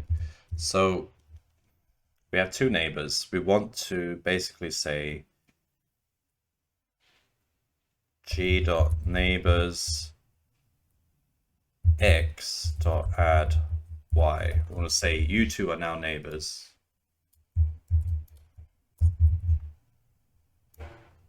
Y dot add x g dot dist of xy equals g dot dist of x valve plus g dot dist of valve y.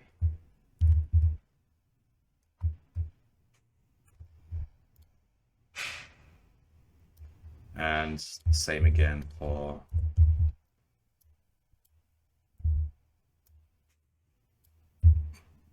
these two the other way. And then finally, we want to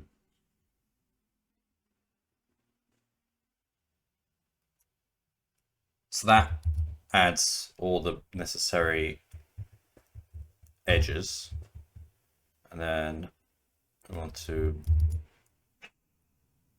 g dot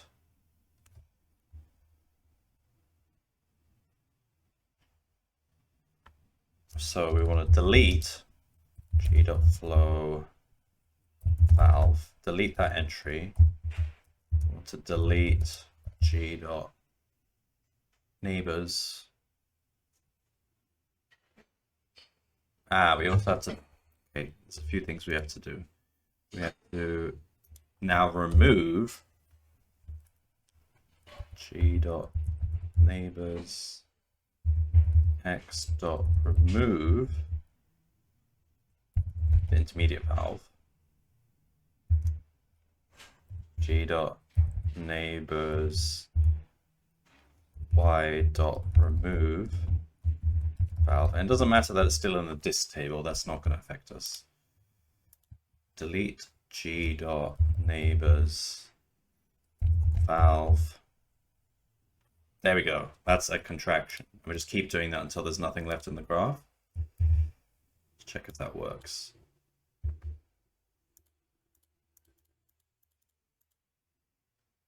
dB was not a neighbor of x.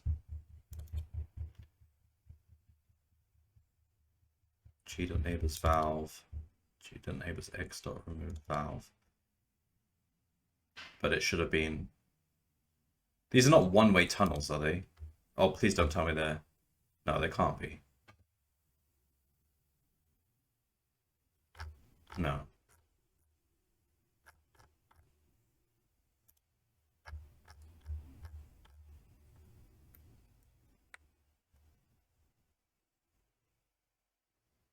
Yeah, you can always go back.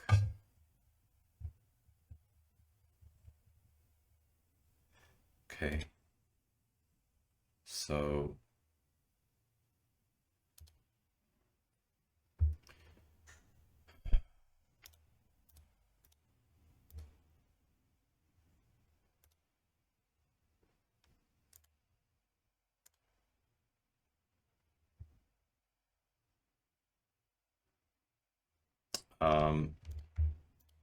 there's a problem here.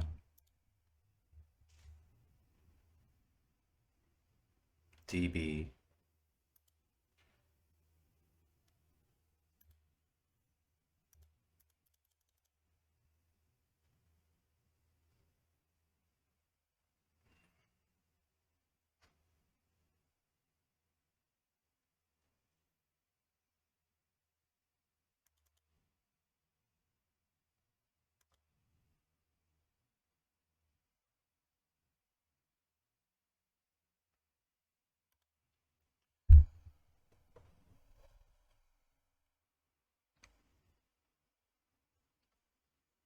Oh, I see. Because we've dealt with X and Y, and now we're, oh man, okay. We have to do, this could happen. We could try to remove X valve multiple times. So if, oh damn, hang on, this is not gonna work. Okay, the removing has to be done outside of this loop. So 4X. Okay, now it's the deleting stage. So for X in G dot neighbors valve, just do that. That makes more sense. And then remove valve itself, and then remove neighbors of valve.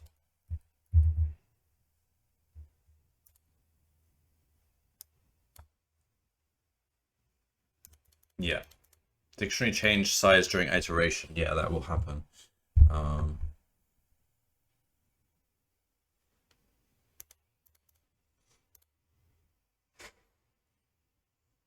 supposed to break out of the for loop.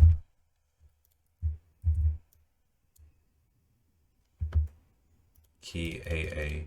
So AA is no longer, it's a start. Oh, okay.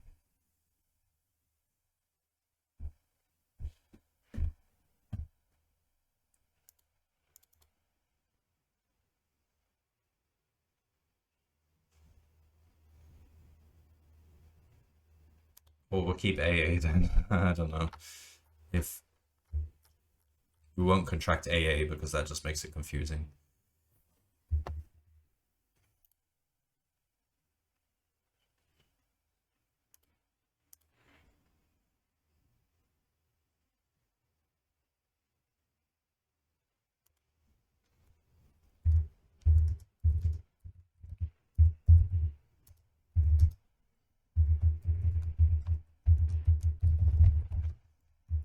Okay.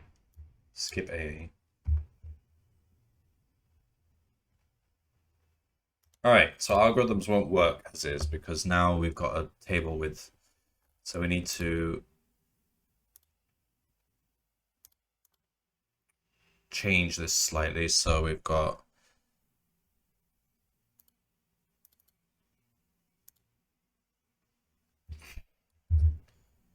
if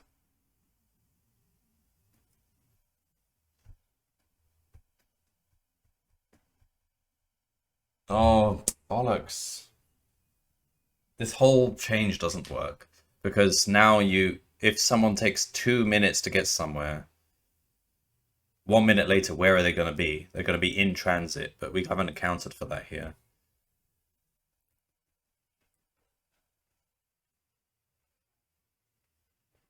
Yeah, forget. I don't even think this would have yielded much of a improvement anyway. Let's go back. Go back.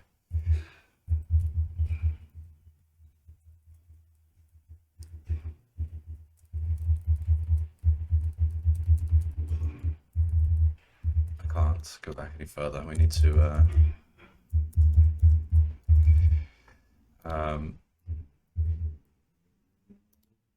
Right, we don't need dist. Take that out. Is this what it used to look like?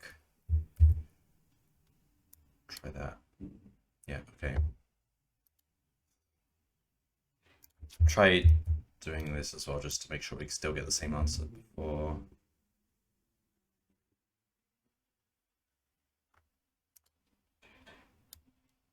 One, 6, 7, 3. Okay. You know what? I mean, I'm gonna run out of power eventually, so I think I'll just stop there. And it's my air conditioning is off. It's really hot. There's no electricity. I don't know what's going on. Something exploded. It's been a terrible day for Advent of Code. I will just carry this on when circumstances are better. I don't even have any music.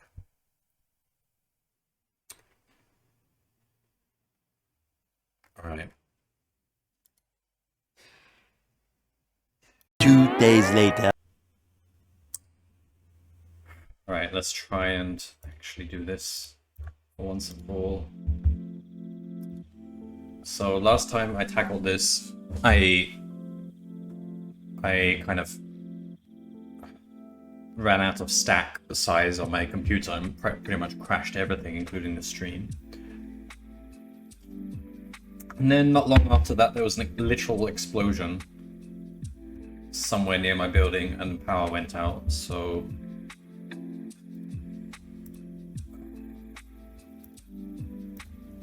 let's remind ourselves what the problem is. So you got a bunch of valves at different locations. These valves have tunnels between them, between certain pairs of valves.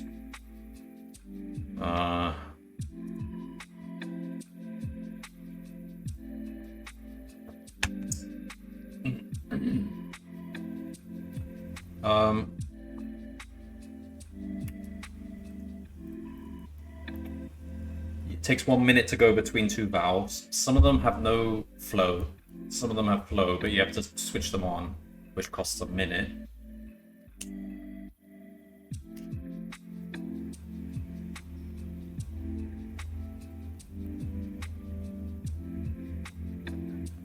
So the goal is, well, I solved part 1. Part 2, we now have an elephant and ourselves. There's 2 people simultaneously running around. So I tried to simulate 2 people and their joint decisions as they're moving around, and that's a bit of a mess.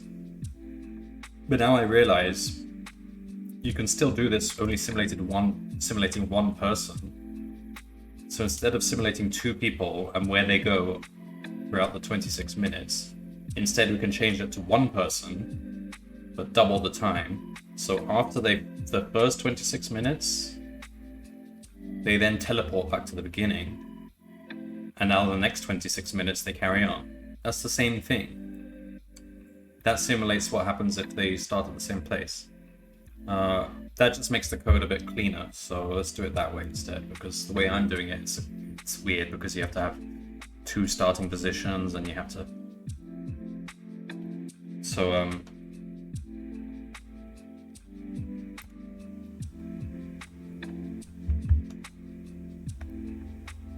okay. So 16 got our input. Let's remind ourselves we've got a graph. Also, we can probably get rid of the nodes with 0 rate, but we need to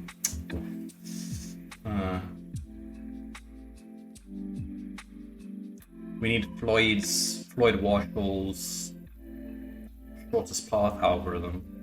All nodes, what's it? All paths shortest path, something like that. Floyd-Warshall.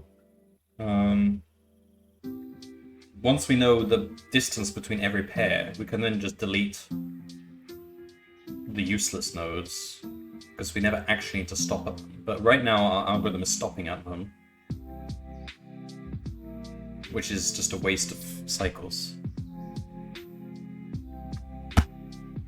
So Alright, this max pressure, I don't like this. Let's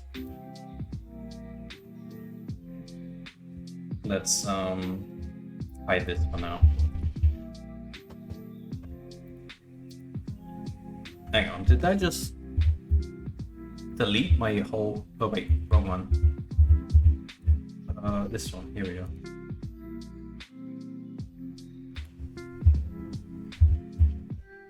Yeah, so we've got...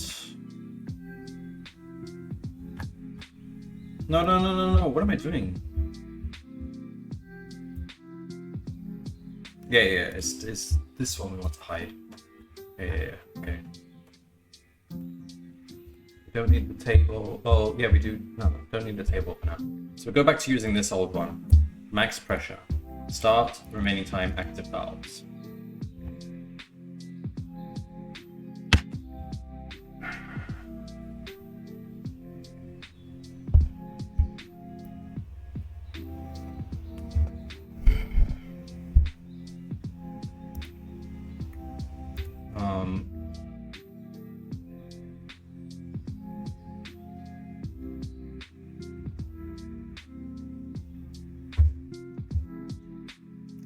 Let's just have a flag part 2 equals false. So we'll do override stuff for part 2.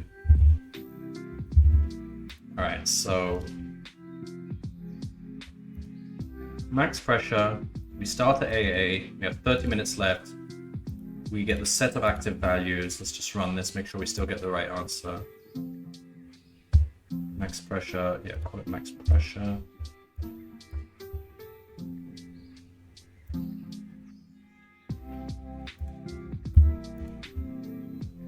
Yeah.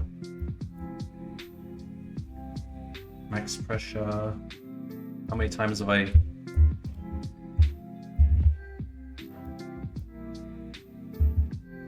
Okay, so it takes a while. What the... Where's max 2? Oh.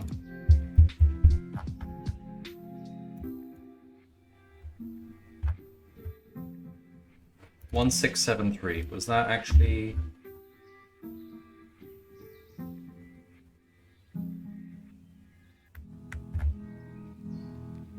One 673. Okay, so this is correct. It takes a long time, but it's correct. Now, what I want to do is I want to say...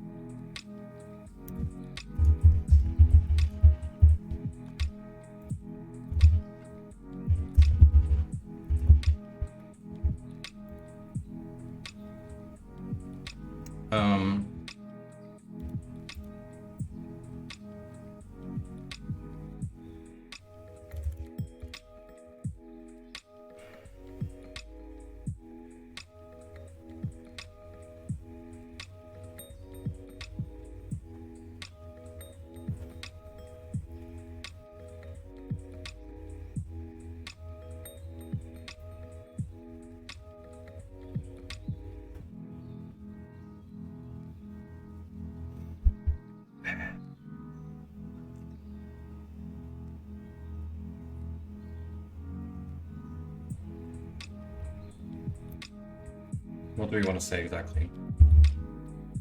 I want to use this again, but make a subtle change. So now we want to deal with 26 minutes, but we've got 2 people. So instead, I want 26, so I want to double this, 52. We start at AA, go do stuff, and then at 26,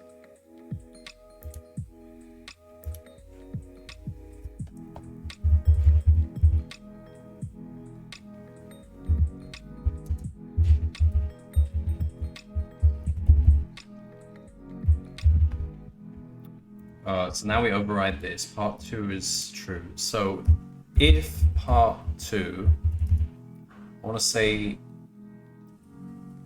if part 2 and remaining time is 26, what I want to do is I want to teleport back to AA.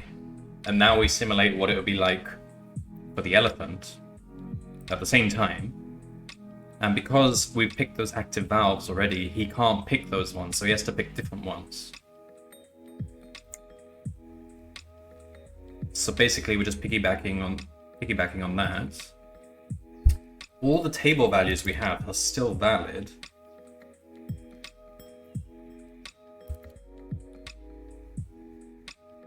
For that.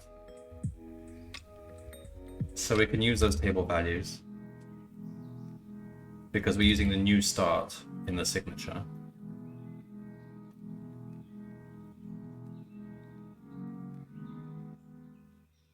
So that should just work, right? Except it's going to take too long. That's a different problem to solve. But I think this is the correct... This would yield the correct answer. And it's similar to what I did with the two simultaneous people moving about. Just...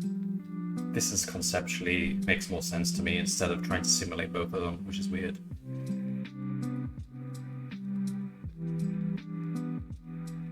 Yeah, and it's going to take forever, and we need to have some sort of measure of progress, so we know roughly how long it's going to take for us to...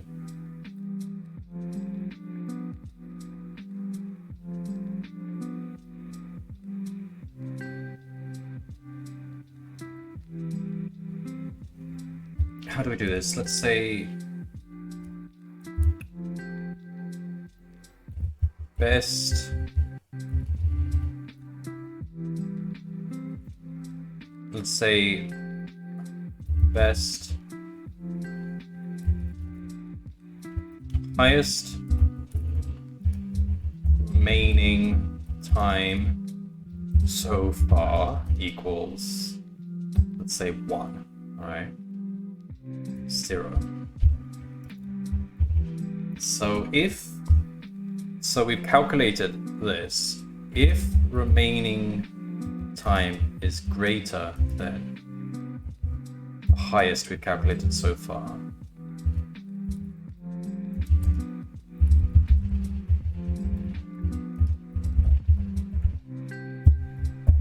so ideally we want this to get to reach 52. When it reaches 52, we're done. So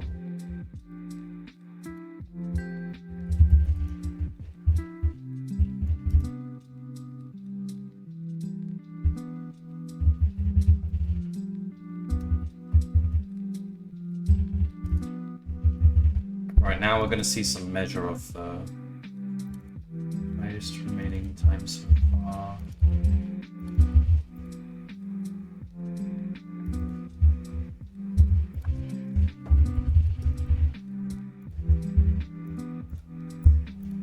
Okay. Alright, let's try that.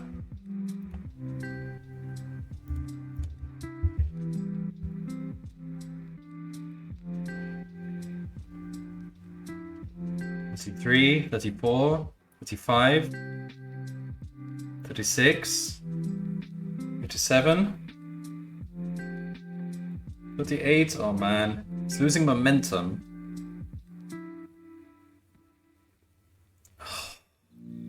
All right, so we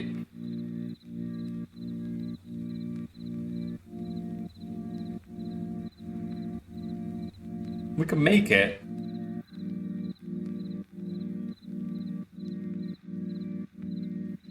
It might take a few minutes, but I think we're gonna make it.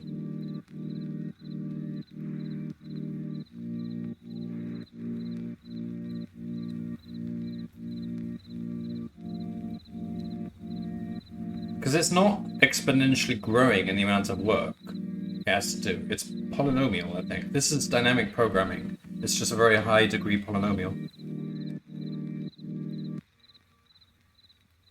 We're almost there.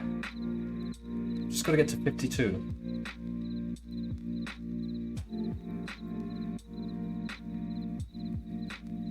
Hello, Noir Pie. Welcome. You do Advent of Code, and have you done this problem?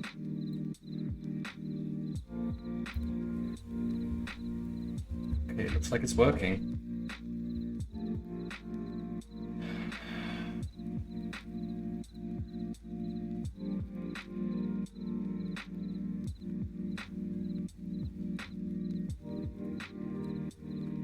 50, 51, 52. So that probably means the old method I had, where I was simulating 2 people running around simultaneously, probably would also work in the same amount of time, but I like this one better.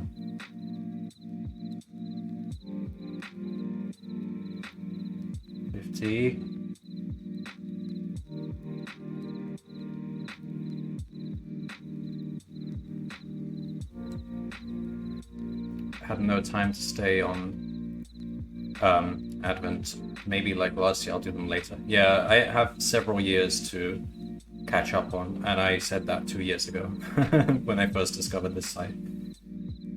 51. Come on, come on, come on, come on, come on, come on. No way. So actually, at the end of last stream, if I had just waited a couple more minutes, it actually would have spat out an answer. Now, is it correct? I have to show the browser. I want everyone to see this.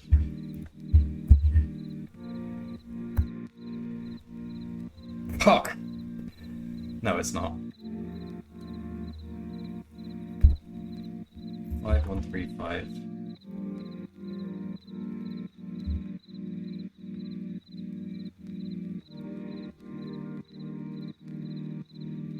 Alright, what went wrong? I got the right answer for 30 minutes. Was my assumption correct here? That I could double the time and teleport?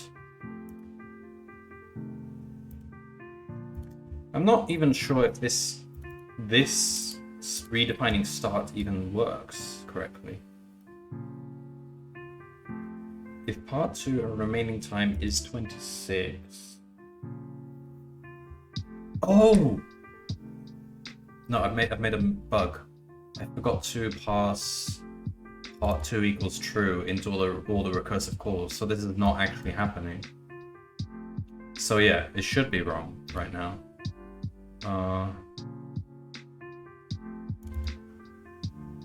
So we want... Okay.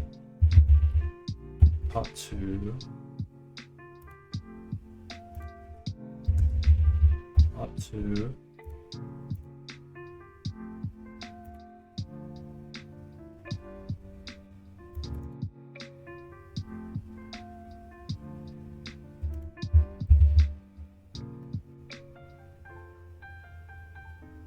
Alright then, let's try again. Should I try it on the example? And I'm not even showing the ID now, whoops.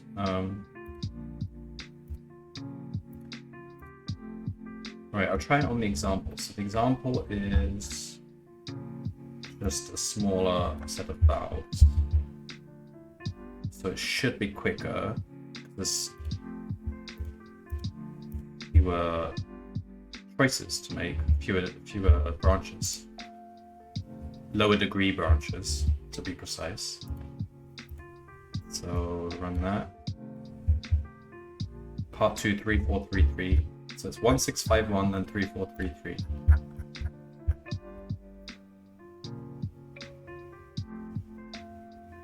Damn it, no. The answer should be 1707.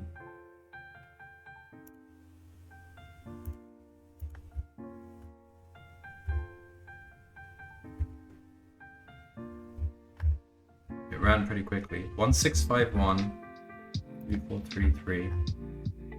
1651 is correct. I think my assumption here is wrong about how I'm doing this.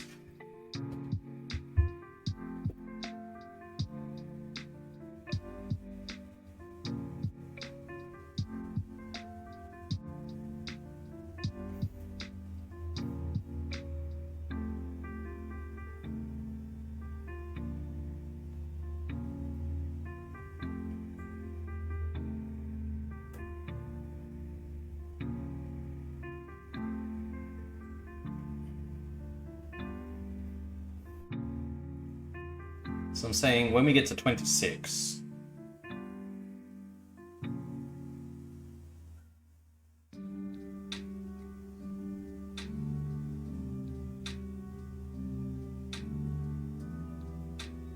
I'm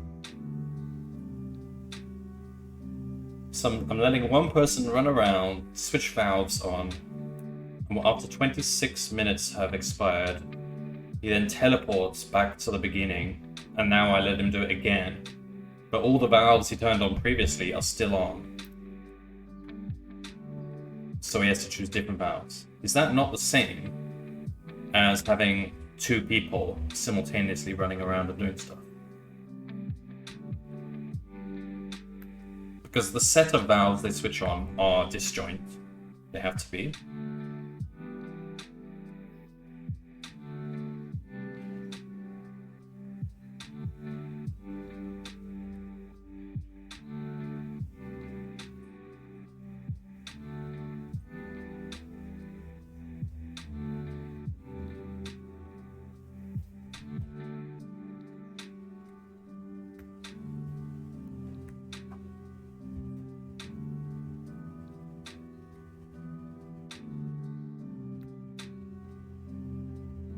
How did I get such a high number anyway? That doesn't... Something's not right here. 651. I've basically doubled.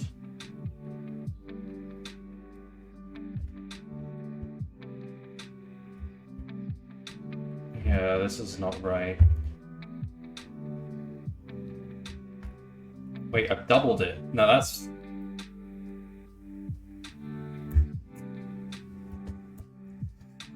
Okay, another bug.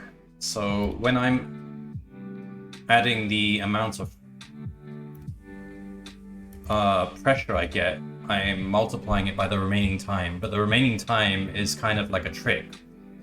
It's not actually the remaining time. If it's greater than 26, I actually want to subtract 26 from it, because I actually am using this as a hack.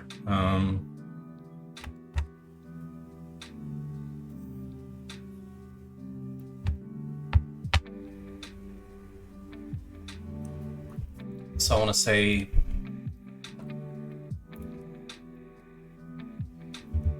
true remaining time equals, so if it's greater than 26, I want to subtract 26, equals remaining time take away 26 if remaining time is greater than 26.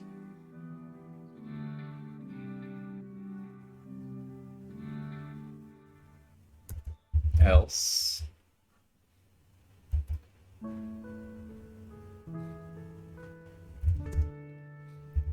just remaining time.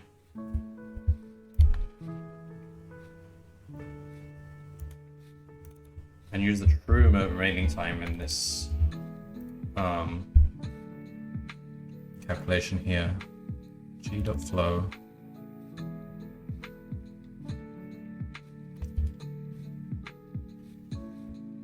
Yeah, that's what we should get. Let's try that. 1707! That's correct. So yeah, that was my... I wasn't adding the correct time, I was... Alright then, let's just run it on the whole thing then. So I was adding, like, the huge number, like 40. If there were 40 turns left, I was adding 40 multiplied by the amount of valve. But that's wrong, because I'm pretending, when I get to 26, I'm pretending like that's 0. So it should be that minus 26. I'm just using 52 as a way of simulating two lots of simultaneous lots of 26 minutes. Right then. Here we go. So I was thinking, if this was too slow to run,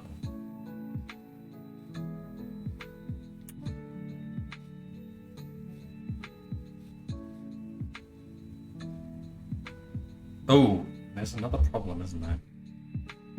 We're using...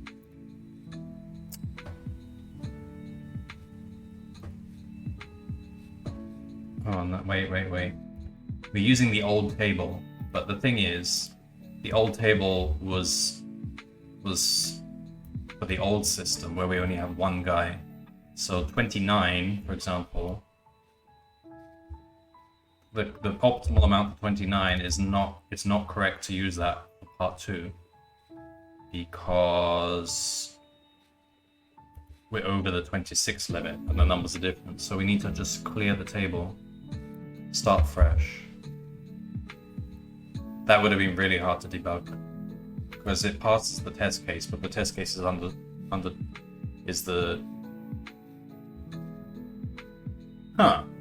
It still works for the test case. Maybe it still works, but anyway, I will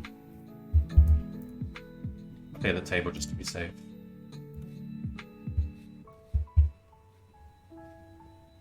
Okay, we've done part 1.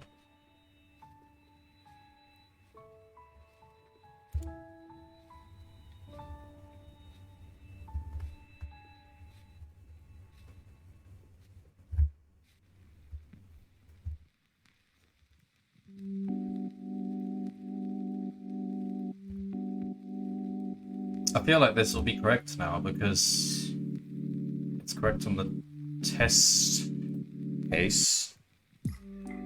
So all we're changing now is adding more nodes, but I'm fairly confident with my graph algorithm because that's the bit that's kind of more reliable.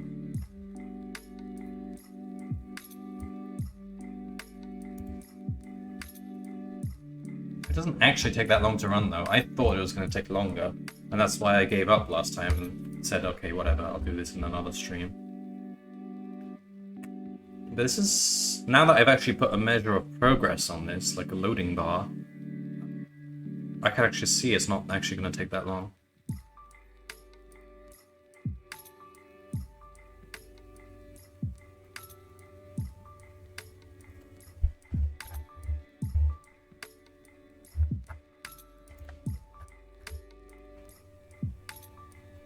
Wait, 1673. Damn it. Why have I... Okay, I've given the wrong answer for part 1. How on earth did that happen? No. What happened here? I didn't change...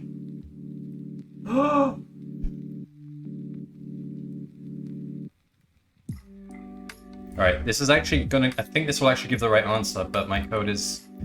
I've now tuned it to part 2, so it's going to be wrong on part 1. This needs to only be this needs to only be done if part 2 and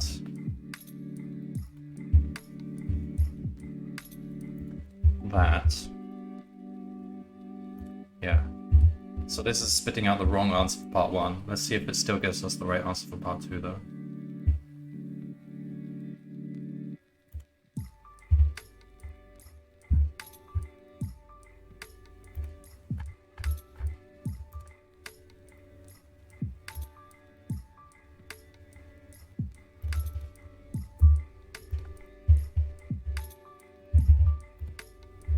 Come on.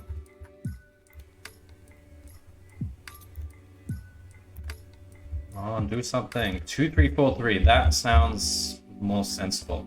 It's just a bit more than part 1. Doubling the amount of people shouldn't double the amount of progress.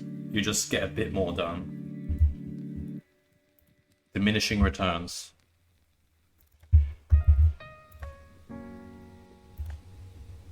Come on.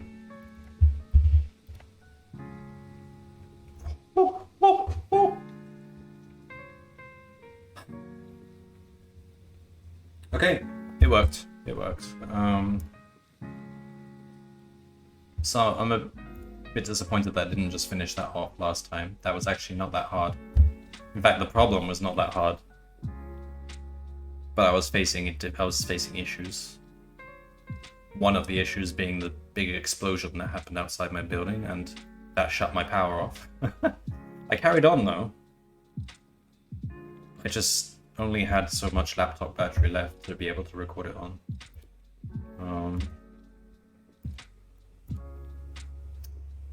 Now I'm gonna have to take a bunch of recordings I made, like 3 or 4 different recordings, and stitch them together so it actually looks like some sort of bears the resemblance of some sort of video that I can actually upload to YouTube of me solving this.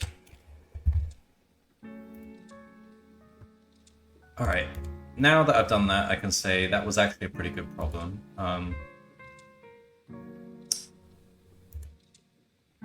And I tried to avoid spoilers, but I saw a lot of people complaining that it took forever to run this. That didn't take me long. So those people, I don't know, maybe they just wrote a bad algorithm. It took me a few minutes, that's fair enough, this problem, I think. There we go, 16. Rank. That's... No, I've had way worse ranks.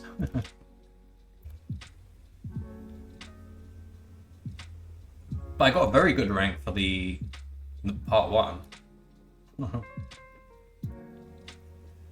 See, my idea to improve this, if it took too long, was to use... what's it? Is it Floyd-Warshall? Floyd-Warshall algorithm. So that we can cut out all those nodes with 0 flow and just be left with the nodes with positive flow. And the Floyd-Warshall algorithm will give us the distance between any pair of those. So we can basically redefine the graph such that we have nodes. Every node has flow, possible flow. And if we want to go to any other node, we can follow an edge of so-and-so distance, which this algorithm will give us, which replicates whatever the distance would have been for the previous graph. So it's the same graph, but we're just not bothering to stop and remake decisions at nodes with 0 flow. So the recursive algorithm, you would look at all the nodes you can reach that haven't been switched on yet, try each of them, just go straight to them and switch them on. You don't even have to decide between switching them on or moving on. If you've gone to that node in the recursive algorithm, then you switch it on. Otherwise, why did you go to the node in the first place? So it would prune the tree a lot more. Like, I think it would run a lot faster because you'd only be going between positive flow nodes. You would certainly be switching them on when you get there and not having to, like, you know, try 2 different paths, one where you don't switch it on and one where you do. You always go to a node, switch it on, go to another node, switch it on. I think it would be better. And I could try implementing that, but I'm too lazy to do that, so...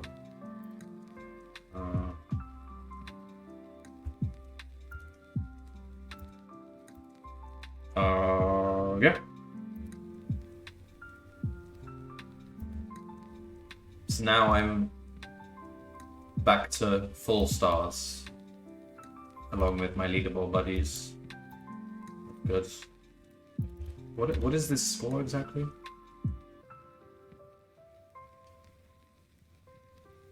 It's ranked by like points or something.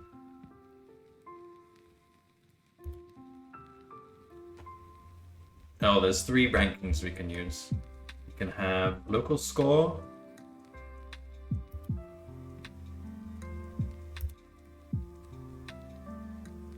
Oh, I see. So the first amongst us who solves it gets more points. Okay. So it goes 3, 2, 1 points. If I do global score, then it's done by the global leaderboard, and none of us ranked by enough to get any points. And if we do it by stars, alright, we'll stick with local score, I guess.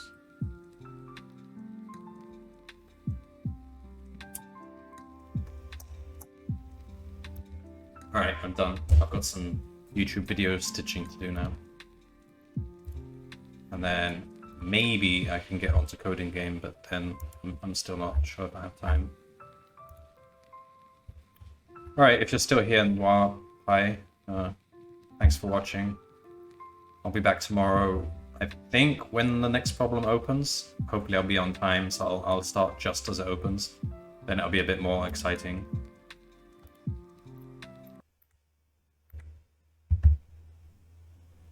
All right. See you.